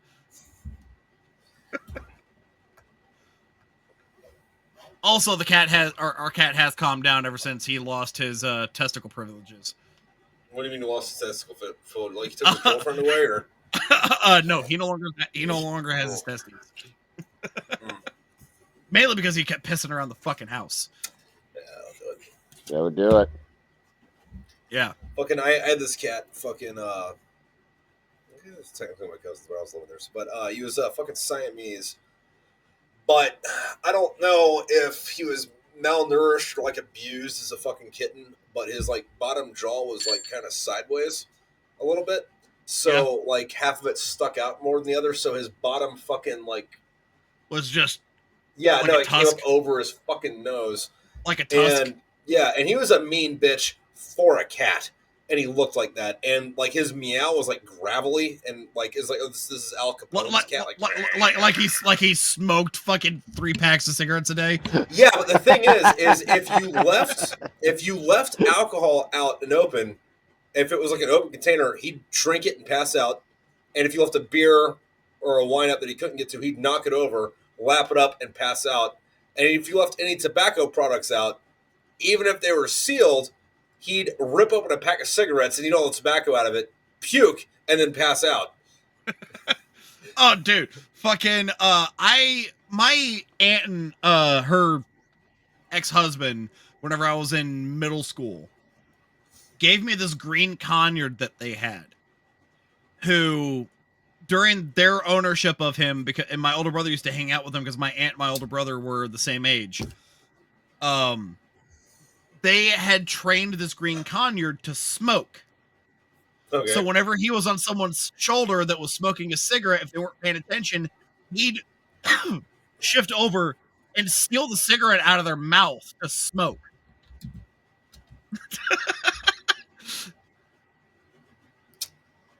Nice. The fuck? Yeah. Whenever I owned him and everything like that, he would routinely at like fucking 3 o'clock in the morning just start squawking like fucking crazy. So I got to the point where I was throwing my fucking shoes at his cage and everything like that.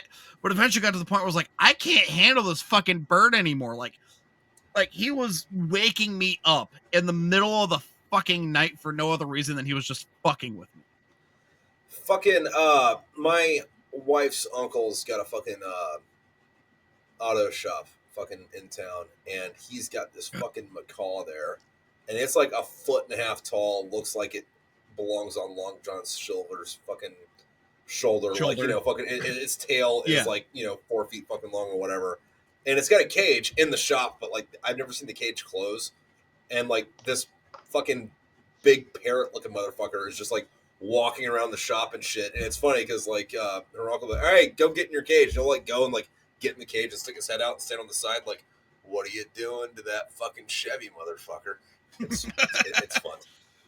Oh, we lost Steve. Oh no, this fucking I lost both of you. Yep. That was weird. Oh yeah, well, hey, you went out for a second. Yeah, figured your battery was dying or something. I don't know. But anyway, so I'll be back. I ended up taking the fucking bird to the pet shop. Okay. Keep talking. I'm listening. So I ended up taking the bird to the pet shop in town that we would frequent quite often for, you know, supplies and shit like that. Yeah. But I brought him in there. I was like, hey, listen, I can't handle this bird anymore. So they bought him from me and everything like that. He was only there for like 2 weeks before somebody sold him, and they ironically I was there whenever they were the guy was going to buy him and everything like that. I was like, oh yeah, he used to be mine. I can't handle him anymore. Like, he was like, oh well, why is that? I'm like, well, for one, he kept waking me up in the middle of the fucking night, and 2, he has a habit of, if you smoke cigarettes, he will steal the cigarette out of your mouth. And he goes, nice. So he ended up being the bird at a bar that still allowed smoking. Nice. So, and apparently, like, one of the taxes that they had was that they had to give him a lit cigarette. Nice. I get down on that. Yeah. But oh, dude, it was.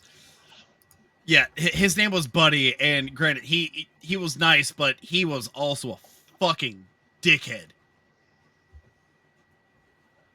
Dickhead birds, asshole cats, retarded dogs. Like, birds are assholes anyway. Fucking, I don't know if you're like, one of the other things that I think is fucking hilarious is, like, you don't hear it a lot anymore, but like, you remember how like back in the day it was like, if you're being a pussy, somebody called you a chicken. It's like, dude, have you ever been in a fight with a fucking chicken? Like, dude, chickens will fuck you up. Yeah, no, I'm good. Yeah.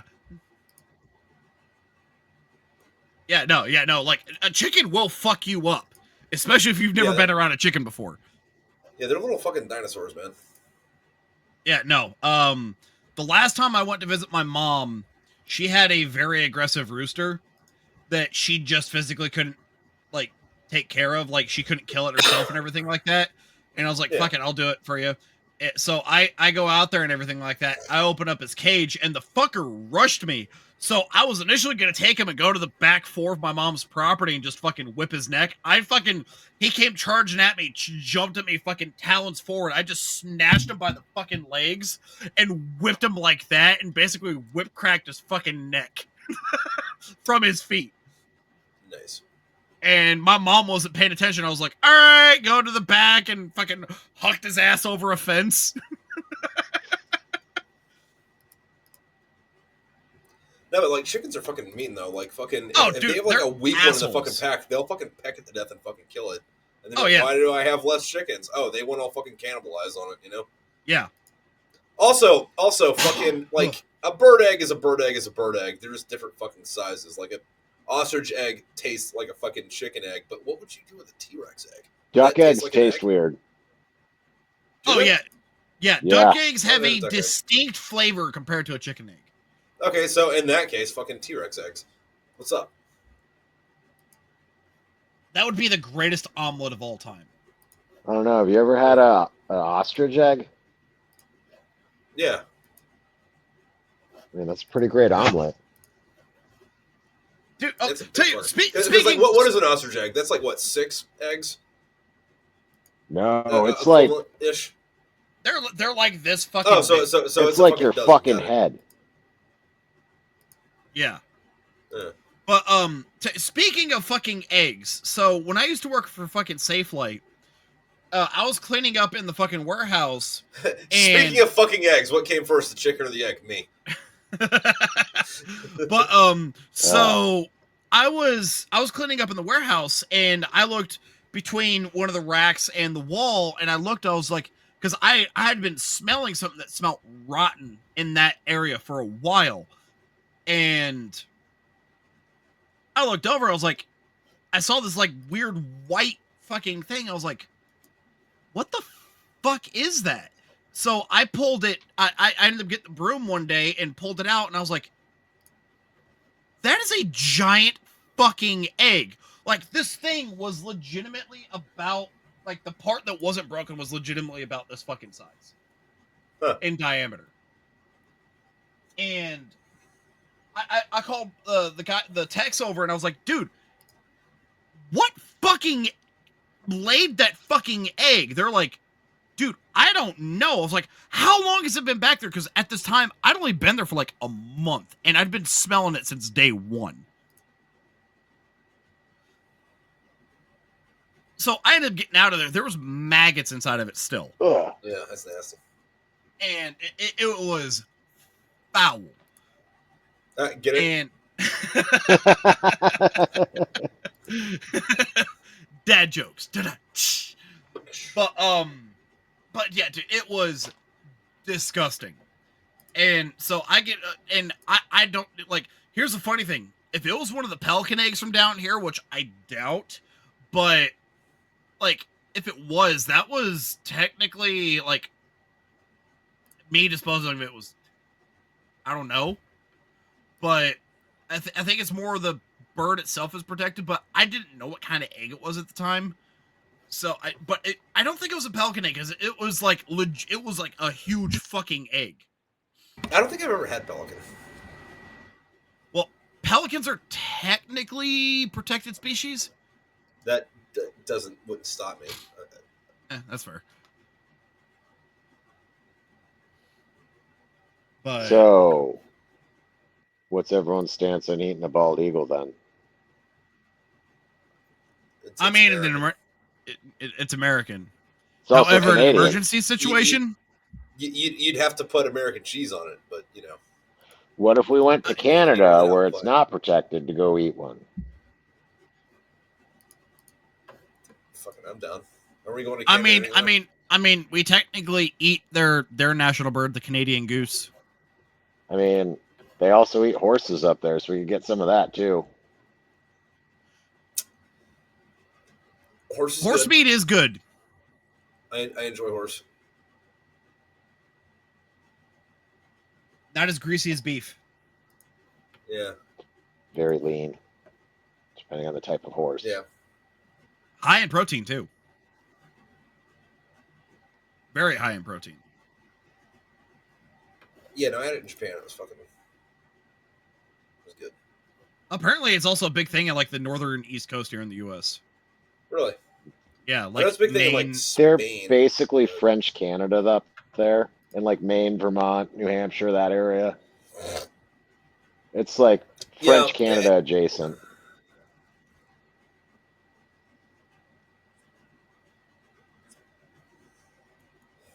Yeah, and the real problem with Canada is half of them speak French and the other half fucking let them. Yeah.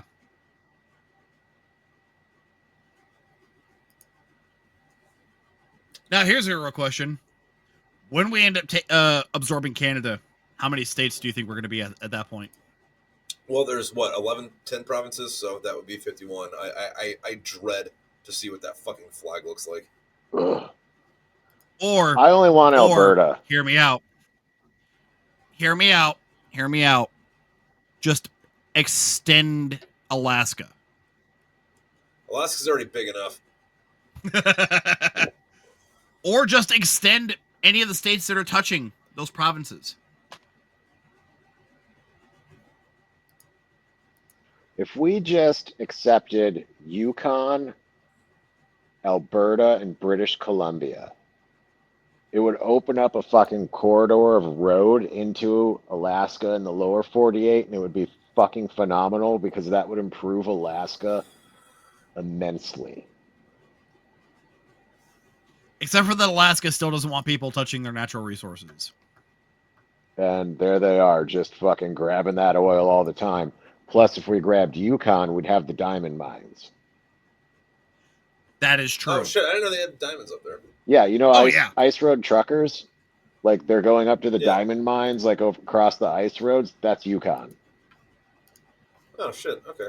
Also, some fantastic hunting. Fucking phenomenally beautiful, too. Bigfoot country. Yep. Yeah. Oh, yeah.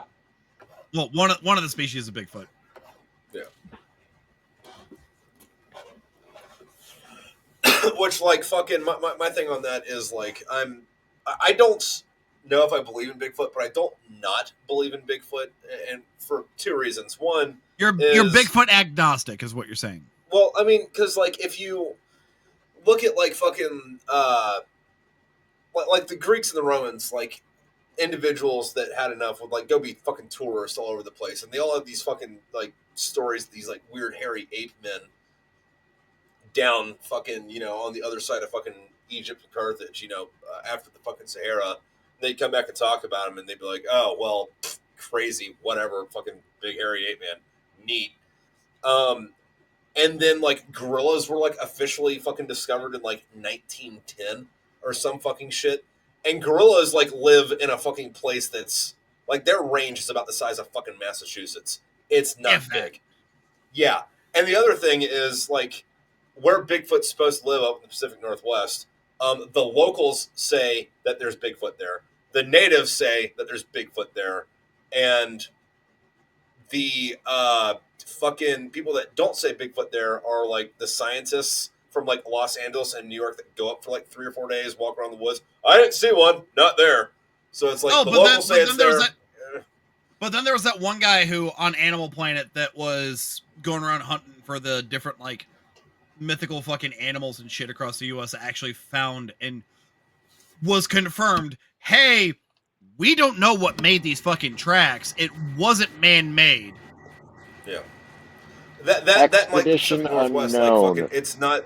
They keep finding hairs where it's just like, it's not human, it's a primate, but that's all they can narrow it down to. And they found a very distinct fucking track that they plaster molded, and they're like, yeah, this is a primate fucking footprint. Yeah, but, like, also that fucking, like, area of the fucking, like, continent is, like, vastly fucking unexplored still. Oh, like, yeah. You could be 100 miles into the fucking woods out there. Like, Yeah. there can absolutely be a fucking, like, there's room for it. Yeah, and then what was that one movie where it was the comedy movie? I can't remember the fucking name of the actor, but he's they went hunting for Bigfoot, and they were like a fucking like expeditionary fucking TV crew, and they went out there, and then they all got fucking high as shit while they were out there, and ended up like gunning down Bigfoot. It was a comedy movie. I don't know about that one, but I do remember this older Norwegian movie called Troll Hunter, which was amazing. Yes. That was. Was that the one that was like fucking found footage where they're out there fucking like hunting the fucker? It was like a documentary, and then it turned into a serious thing, but it was like kind of found footage, but kind of documentary. But it was also made by like Strange Wilderness a comedy group. But like, it was an amazing fucking movie. Loved Troll Hunter. Yeah, that was good. And then Troll 2 was also fucking great. I don't know if I remember that. But yeah, it was a Strange Wilderness was the movie I was talking about. So they were gonna call the movie Goblin, but I think there was already a Goblin movie, and then there was already a movie called Troll, so they called it Troll 2, even though it had nothing to do with fucking movie called Troll. And it's one of those. It's so bad, it's hilarious, and has a huge fucking cult following. I think it's on Amazon right now. But like all the actors in it, it was the only thing they ever fucking did. Like, they just like pulled random people off the fucking street to fucking play in this movie. And the acting shit, and the plot is shit, and the special effects are shit. But the movie's just this golden masterpiece of like, they fucking made this. Okay, all right, cool, I'm here for it.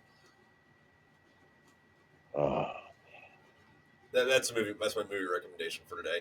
That and Thanksgiving. That's a good one too. Yeah. There's no such thing as an evil turkey. Oh wait. Do you guys remember when Netflix first started doing their streaming back around like 2009? I remember that it was happening. I wasn't paying attention to it. Same. Dude, like the movies that they had available for streaming were they were like straight to DVD movies. Like Netflix was not producing their own movies at the time. I wish I would bring that back, because there was one I saw. I forget what it was called. I only saw it once, and it started off, and there was a group. There was a platoon. I don't remember if they were American or British, but they're in World War I. They're out in the woods, and they're like, it's all foggy and lost and shit. And they come up to this German trench, and they're like behind them, right? And they're like, oh shit, hey, we got the Germans from behind. And they're like, hey, Germans, surrender, get out of the trench. And the Germans are like, get the fuck in the trench and shut the fuck up. And the good guys are like,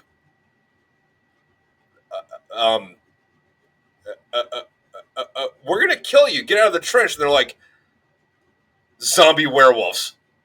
And then the Americans are like, what? And then like ended up being Americans and Germans, or British and Germans, fighting zombie werewolves in World War I trenches. And it was a bad movie, but it was great. Oh, dude, no, I remember because one of the movies that my older brother and I, because I was living with my older brother in his trailer at the time. It was like my sophomore year of high school, and I lived with him for a few months. But we were in his there watching. It was a blatant fucking jab at the Twilight series. It was called Vampires Suck. Yeah, I remember that. Dude, it was a terrible fucking movie, but it was hilarious. Like, the dude that was supposed to be fucking Edward Cullen, whenever he's trying to convince the chick that fucking Kristen Stewart was playing and everything like that, he's trying to convince her, and he is just beating the living dog shit out of her in the middle of the woods. And then when he tries to show her what he is, it's just like he just starts ejaculating bubbles in the fucking sunlight. It was so bad. But the fact that he's just sitting there beating the living shit out, like punching, like straight up, like overhanding her in the face, throwing her into a fucking tree, curb stomping her in the woods and shit like that, and she's still getting up. She's like, oh no, I still am infatuated with you. It was just terrible. but hilarious. Mate. Like I'm honestly surprised, Tripp, that you did not see that movie. I mean, like I remember fucking shit about it. I don't. If I saw it, it was like right after it came out. But like I don't. Yeah, that was like the one scene I remember from the whole fucking movie. But there was also this weird one. It was like a serial killer one where this dude ended up fucking tracking down like 2 girls that he was infatuated, or like 3 girls that he was in school with that he wanted to fucking torture and shit. Like, it was weird. Like the movies that they had to stream on Netflix back in the day, like they were weird. Yeah. Like, but that was also back like on the 360 where you could like be in a party with somebody and one of you guys could be using Netflix and you could all watch Netflix with each other, and your fucking Xbox avatars would basically be in a movie theater with each other. That's fun. Oh yeah. Yeah, no, like there were certain features that we had available technology wise that they've taken from us, and I'm like, and everyone's like, why? These were fantastic. Money, that's why. Yeah. But all right. And they didn't want extra people doing Mystery Science Theater 3000. Oh my yes. god! I love my that god! So much. Yes. Like, that's how I saw Swamp Thing. Yes. Oh, you saw that they tried bringing it back for a little bit, but then it immediately got fucking canceled again. Yeah, it had like Patton Oswalt in it and shit. Yeah. Well, they crowdfunded like 1 season, and that's all they could get. Yeah, but apparently they also got like a cease and desist after like the 2nd episode or some shit. Really? Huh. Like, yeah. They didn't like the movies being played? Yeah. I think that's the problem with that. Like, that has to come from a fucking network or a studio because they have the rights for that anyway, you know? Yeah, but it was like because apparently the rights and stuff like that for the show itself had lapsed, and that's why the original crew for it was like, hey, we want to do this again. Yeah. But then again, like they were again illegally fucking streaming fucking movies. Yeah. But, I don't know, that used to be like my late night fucking like thing when I was a little kid. Fucking, I love that fucking show. That, and then like you'd be watching that, and then right around 1-2 o'clock in the morning, Girls Gone Wild. Yeah. Hey kids. Is Girls Gone Wild still a thing? No. No, actually, the owners of that got in serious trouble because it turned out that like a good amount of the girls that they were having on there turned out underage. Yeah, I guess that checks out. Yeah, ironically, the one that got them shut down happened actually at South Padre Island in South Texas. Yeah, because apparently one of the girls that they had in there was 14. Oh shit! Good for them. Girls Gone Wild was an adult entertainment franchise. 1997. Dude, Jesus Christ. Damn. In 2013, the company filed for Chapter 11 bankruptcy. Yeah, because it was sold to Bang Bros. And they did not do anything with it. Is German Goo Girls still a thing? I'm sorry, what was this one? German Goo Girls? I don't remember this. Where was I? Is a German fucking pornographic film studio. Yeah, no, so it's just like weird German bukkake, and they just call it German Goo Girls. Also started in 1997. Focuses on bukkake and snowballing, but also features gangbangs, lesbian sex, and a very occasionally Urolagina.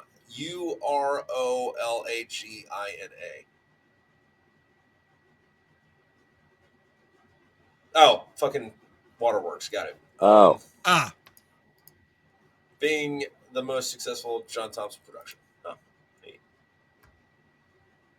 Cool.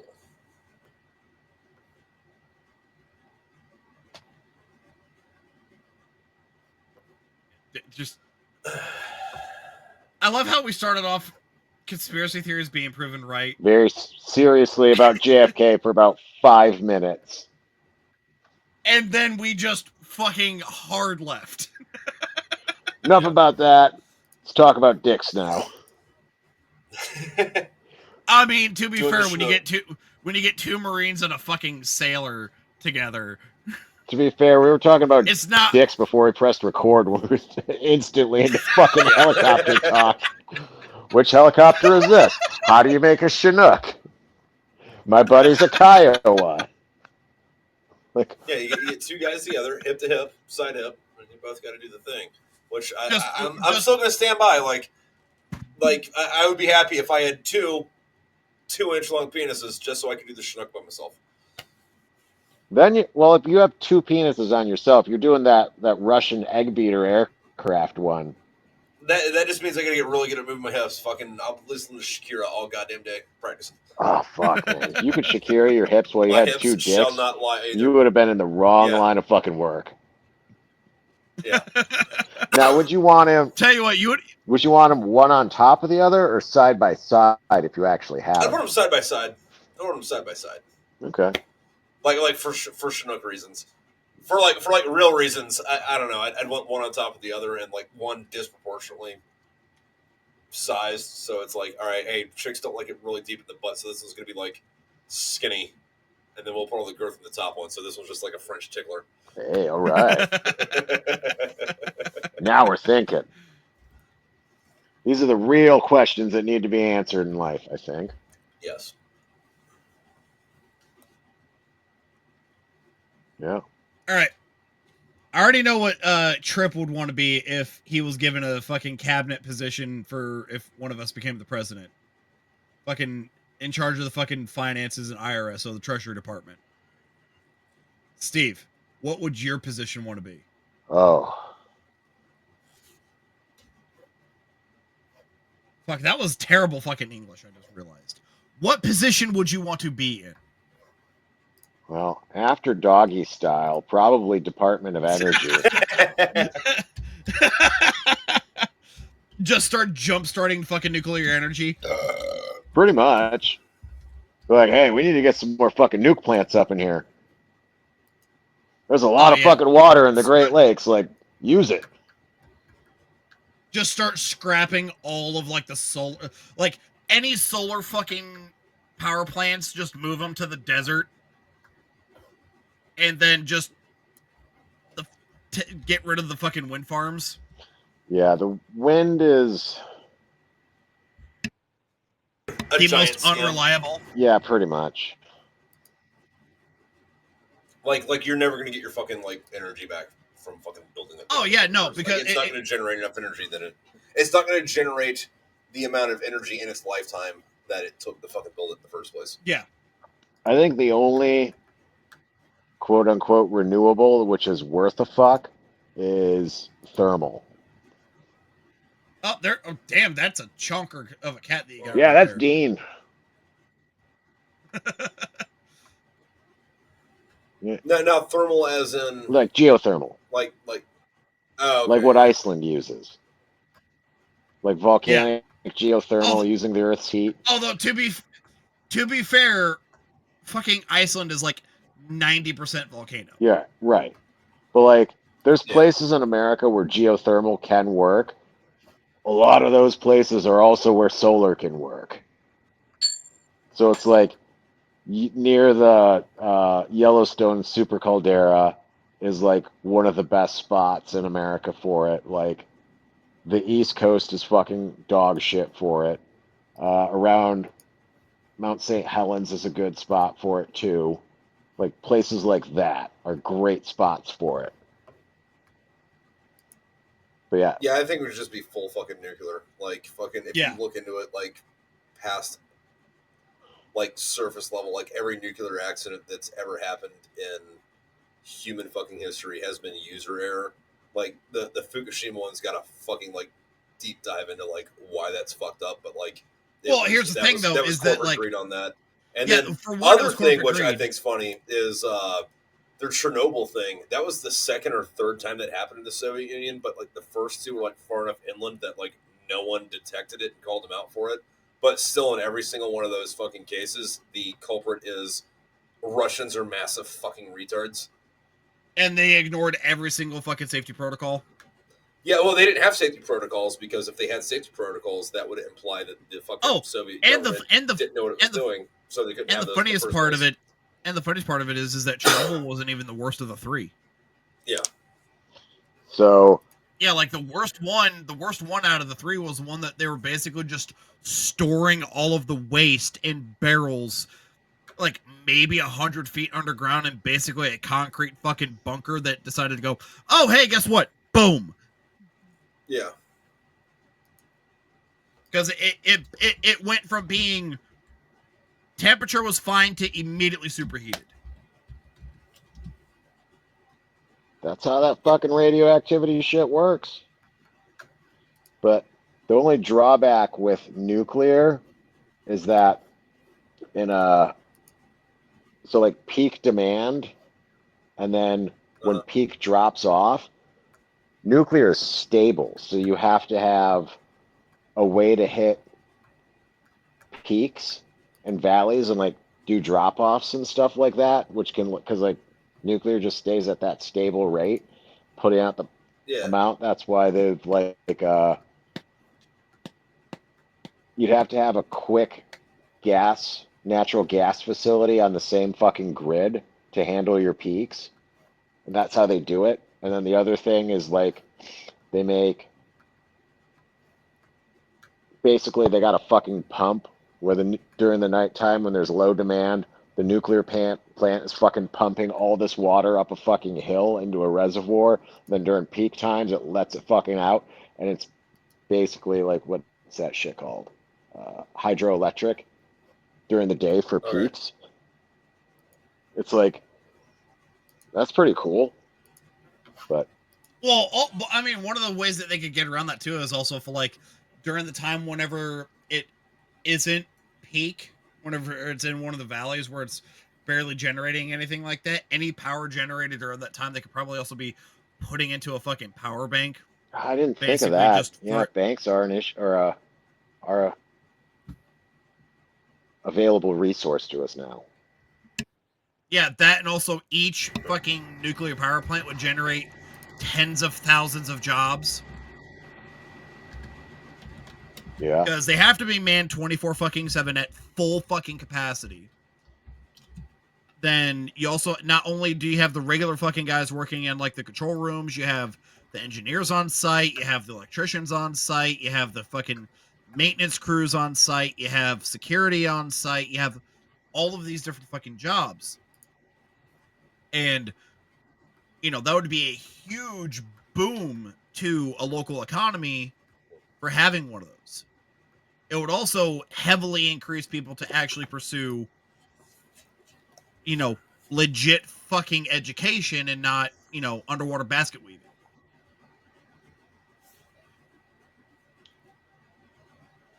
Yeah. If there was legitimate jobs to go for, I think people would go for them. Yeah. Instead of, you know, I think it turned out that like 80% of the jobs in corporate America don't do anything, like, whatsoever. Well, I mean, the other thing though is like a lot of the fucking jobs in corporate America that quote unquote are doing something are fucking just middlemen fucking type things, which I don't understand how in this day and age we have middlemen for fucking goddamn anything anymore. Yeah. Like, there should not be middlemen for anything. It's pointless. Like, the only thing granted, if I was a fucking bajillionaire, I would have a guy that was a middleman, and I'd be like, "Hey, listen, I'm going to pay you $100,000 a year. Your job is to like sit here, and then I'm going to yell and fire you when something goes bad. It's not going to be your fault, but I am going to fire you, and that's why you're here, and I'm giving you this job." And I'd make him go like run all my fucking like bitch errands and shit. But then like as soon as I'm mad about something, hey, you're fired. That was in your contract. You're here to get fired because you're a middleman, and I hate you. Don't worry, you did a good job. I'll recommend you if anybody asks. But like, you did get hired to get fired. Hires you on your fires you on your 1 year anniversary. Yeah. Just when you think it's safe, you're fired. But also gives you like a 6-month severance package on top of it. Oh yeah, I'd be nice about it. Like fucking like, hey, here you go, buddy. But also like, make no mistake about why you're here. You're a glorified assistant, but you're making more than most of the other people here. Yeah. But just know, your time is limited. I need to find that job on Indeed. Fall Guy. Dude, right? Right? Fuck. The Also, professional Indeed fall guy? sucks. Dude, Indeed and LinkedIn fucking blow. Right. So fucking hard. I don't know why they're things. Dude, like, here's so I have, like, professional experience with using Indeed and LinkedIn and all these other fucking job boards. Yeah. They're fucking useless. And especially nowadays, they're flooded with ghost jobs, which aren't even legit fucking job postings. Yeah. Now, like so, fucking best case scenario for that kind of shit is you find something that's like real, but then like you don't do it on fucking Indeed. You go to their fucking website or find somebody that actually works there and talk to it from there. But like, exactly. That, and also for anyone that's watching this, I have experience from recruiting for the corporate landscape. Granted, the industry they had me recruiting for was the oil and gas industry in the middle of fucking 2023 when the oil and gas industry here in America was damn near dead. Don't let the for a job posting, don't let the requirement for a college degree deter you from applying, because a lot of the times they have that on there to deter people from applying, and it's not actually a fucking requirement. The only time it's a requirement is if during the interview they ask you about it, and 9 times out of 10, if it is a legitimate requirement, they're not even going to fucking contact you. If it's a legitimate requirement, it's probably like engineering related. Yeah. Right. Yeah. Not like, we need a wrench turner. Oh, by the way, you got to have a degree. No, I don't. Yeah. But no, it's like if a lot of the times if they're asking for a bachelor's or an associate's or anything like that, apply anyway, because they legitimately have that there as a deterrent. Like, I've heard that from legitimate fucking companies that are looking for somebody. They're like, listen, we want this in here, but it's not actually a fucking requirement.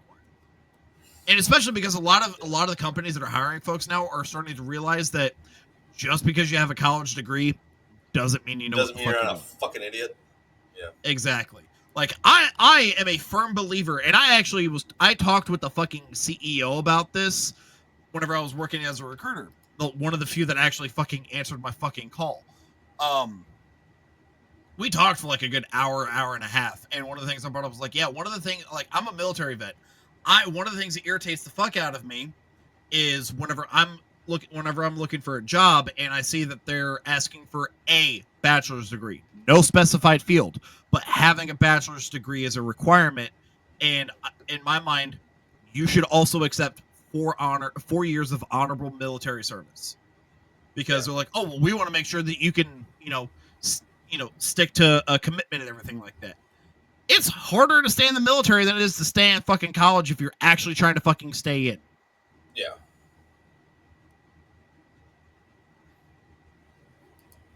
Because, oh no, you missed your morning class on accident because you slept through your fucking alarm, or fucking something happened on your way to work and you couldn't get a hold of anybody.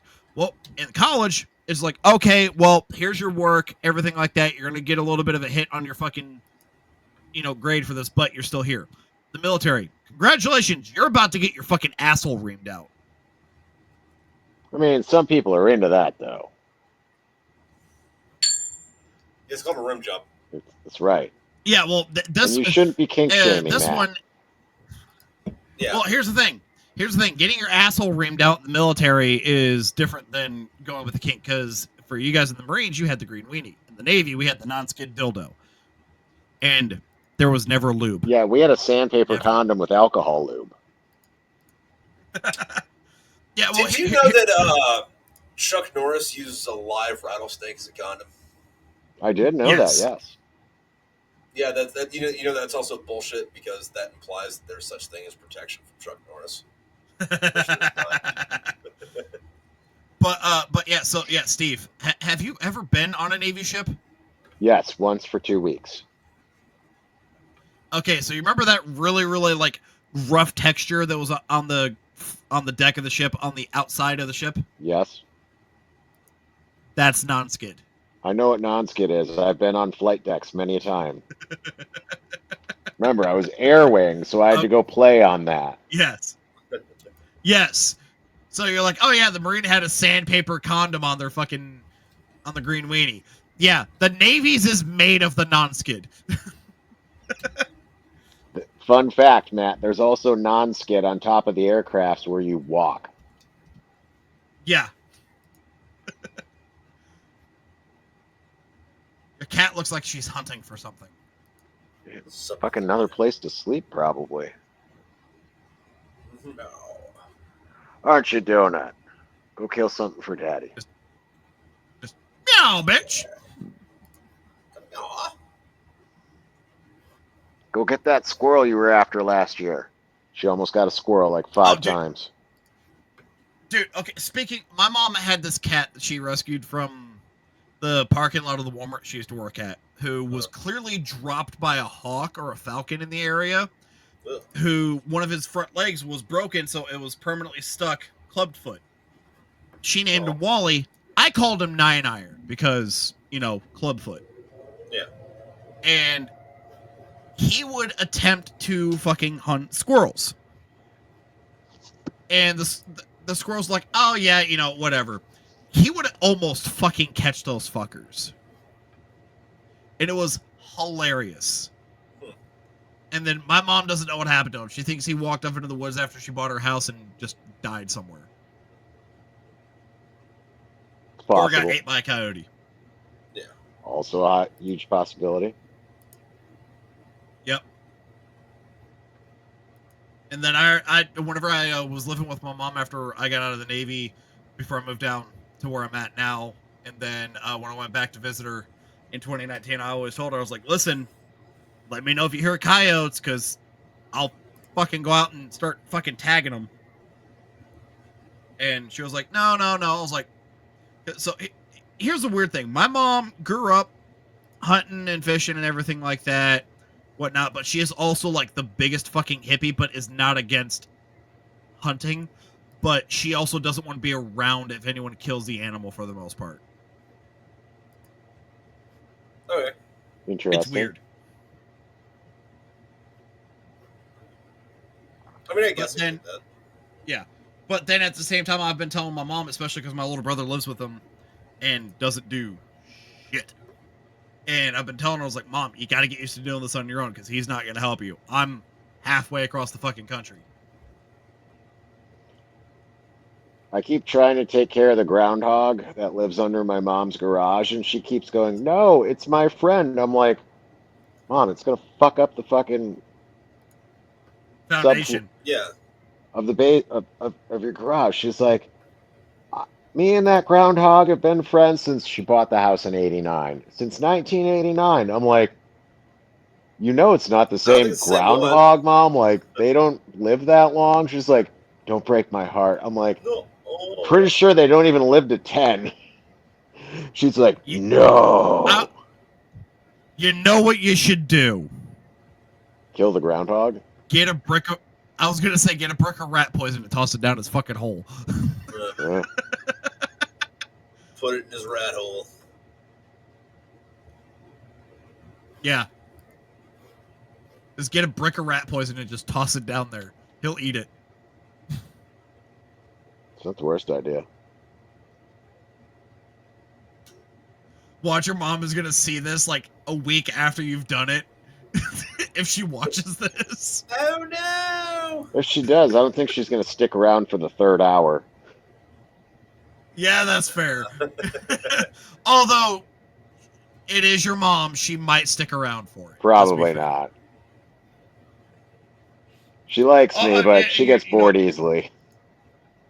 Well, that and probably as soon as we start talking about penises and shit like that, she's probably going to leave. Yeah, probably. But she was a nurse, so she'd be like, well, at least they're medically accurate. They said taint. Instead of the gooch. I did say gooch earlier in the episode. Sorry, Mom. I know it's the perineum.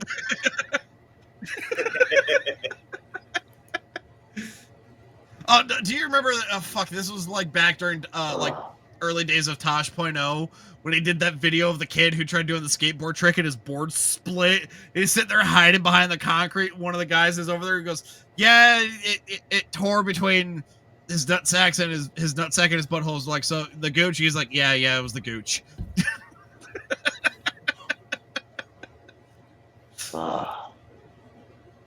Dude, I remember when that show was super fucking popular and then it just died off.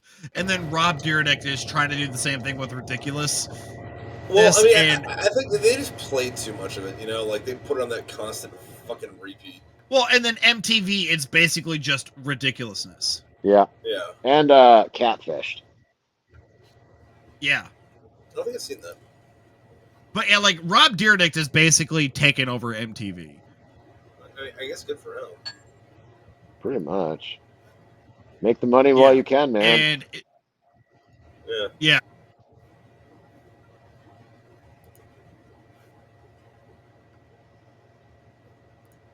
But yeah, it's just one of those things that you're just like, what the fuck? Also, he's not even that fucking funny personally. Like after Robin Big, it just That was a show, wasn't it? Yeah. I forgot about that. Yeah, well then, you know, Big ended up dying like what was it, That 10 sucks. years ago? Yeah. Yeah, he died like 2015. Of course he was gonna die. Hey, you can't say that. That's insensitive. I'm insensitive. You need to be sensitive to that. Yeah. No, you have a very solid point. Yeah. Like it's also the same reason why Ralphie May died. Due to fucking complications due to his fucking weight. But he was also honest about it. He was like, no, listen, I'm not fat because of the disease. I'm fat because of pork. Yeah, man, like fucking have you had a chimichanga? How the fuck does anybody know what that is and not just constantly eat chimichangas? A deep fried burrito? I'm in. A ribeye steak sandwich? No. Hot dog eating contest. Have you guys ever had Totino's pizza rolls? They're fantastic. Fucking start having flashbacks of the fucking all-you-can-eat Chinese buffet from fucking 2004. Fucking no. Throw that back to Cool Hand Luke, man. I could eat 100 eggs.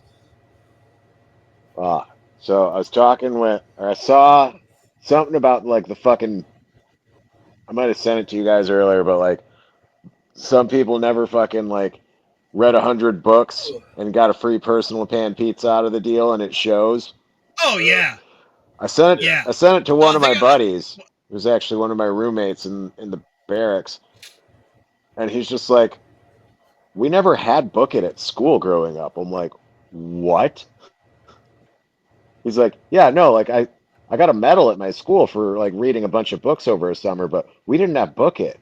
I'm like, and he's from fucking Boston. I'm like, smart guy, well read, and I'm like, does Massachusetts fucking hate people or hate pizza? Never mind, it's an Irish state. They hate pizza. Yeah. But also, like, where I'm from, the book, it was like, you got to read 10 books within a certain period of time, not 100 books. But, yeah. Right. Yeah, but you get the fucking, the personal pan pizza from Pizza Hut. Yeah, the Pizza Hut points. Dude, also, speaking of Pizza Hut, what happened to Pizza Hut? It used to be fucking fantastic. Way downhill. Yeah. Like, whatever, like, also, look at what's happening to fucking Cracker Barrel right now with the new CEO that they have. They're trying to modernize Cracker Barrel. My wife and I, we went in there for the first time after a bit because they remodeled in there. And it is now fucking, like, light beige painted walls. They haven't taken all the stuff down yet, but it is super fucking bright in there, and I'm not a fan of it. Also, the food quality did go down after their fucking remodel. That sucks. I've been to Cracker Barrel. Well, I mean, yeah. I haven't been to Cracker Barrel since they closed the one in town, so I have no idea. Gets you out of that. Yeah, but like my favorite thing to get from there is their fucking chicken and dumplings. Fucking simple. And the last time I got it, it was heavily undersalted. That's unfortunate. Yeah. Maybe they're trying to cater to old people that are watching after their fucking sodium. Well, I thought like, they were trying to when do that when they were starting to sell fucking egg breakfast meals for like $5.49. Yeah, no, they have healthy options. They also have low sodium fucking options on their fucking menu. The chicken and dumplings was not one of them. When I got that chicken and dumplings, it was heavily undersalted, and there was barely any fucking pepper on it. And I was just like, no, this should come out from the fucking kitchen ready to fucking go. I should not have to salt, because first of all, they don't have salt and pepper shakers on the fucking tables. At least at the one that I'm at. You're just pointing out all the flaws in this place, and you should start voting with your wallet there instead of going there and be like, I'm going to see if they've revived the chicken and dumplings. No. Are you sure you're talking about Cracker Barrel and not Honky Barrel? Yeah. No, I'm talking about Cracker Barrel. Hmm. But the thing is that, so the new CEO of Cracker Barrel has been fired from being CEO from like 7 other fucking companies because she takes their fucking... Yeah, right? So she's got the gig where BlackRock hires her to tank the company while they're betting for it to go down, and then they fire her, like Tripp was saying, she's the middleman. Sorry, middle woman. I didn't want to be insensitive. No. That's still the middleman. The middle woman is a porn actress. Oh, the A-frame, she's the Eiffel scapegoat. Tower. Yeah. Yes. The scapegoat is a different position. That's in Middle Eastern porn. Yeah.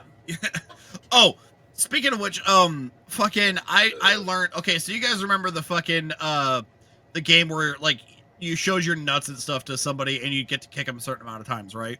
Yeah. Where like the goat would get you 5 kicks and everything like that. I learned of a new one. It's called the fucking the fly, where you basically smash your stuff up against the window and it gets you 10 kicks. Yeah. Okay. Yeah. Apparently, Habitual Line Crosser, one of his, it was either him or Angry Cops. One of them did, one of their buddies did it to somebody over there in like Iraq or Afghanistan. He got up on the hood of a Humvee and fucking got down on his knees and did it up against the fucking windshield to his buddy that was in there. Nice. Tracks for that fucking area, correct? Yeah. Really does. Well, on that, I think that I am going to deuce out. Same. Sounds good, gentlemen. Because it is almost midnight my time, and I know it's fucking what time almost is it 1 o'clock. 12:49. You guys are an hour ahead of me. Yeah. All right. Well, it was good talking to everybody. We should do this again sooner than later. Oh yeah, definitely. Sounds good. Just let me know when. Although we definitely need to try to keep it more serious next time. You know, I say that a lot. It probably would have helped a little bit happens. if my fucking shit didn't work, but yeah, be like that. Let's keep it serious. Let's not be funny. Yeah. Why? Also, don't, slam fucking 4 Guinness within the first hour. Yeah, don't have the Marines who aren't reading tell you how to say fucking words, Matt. Yes, okay, I'm fucking sorry. Okay? Antiquity. I've also had I lost count of how many fucking concussions I've had over the years. How about you just tell us the we're gonna days do you the fucking- didn't have a concussion? That's harder. Because I don't remember the days. All right, well, Tripp's falling asleep on us. We're going to go, gentlemen. Yeah. Yeah. All I'll right, catch guys. you all around. All right, later.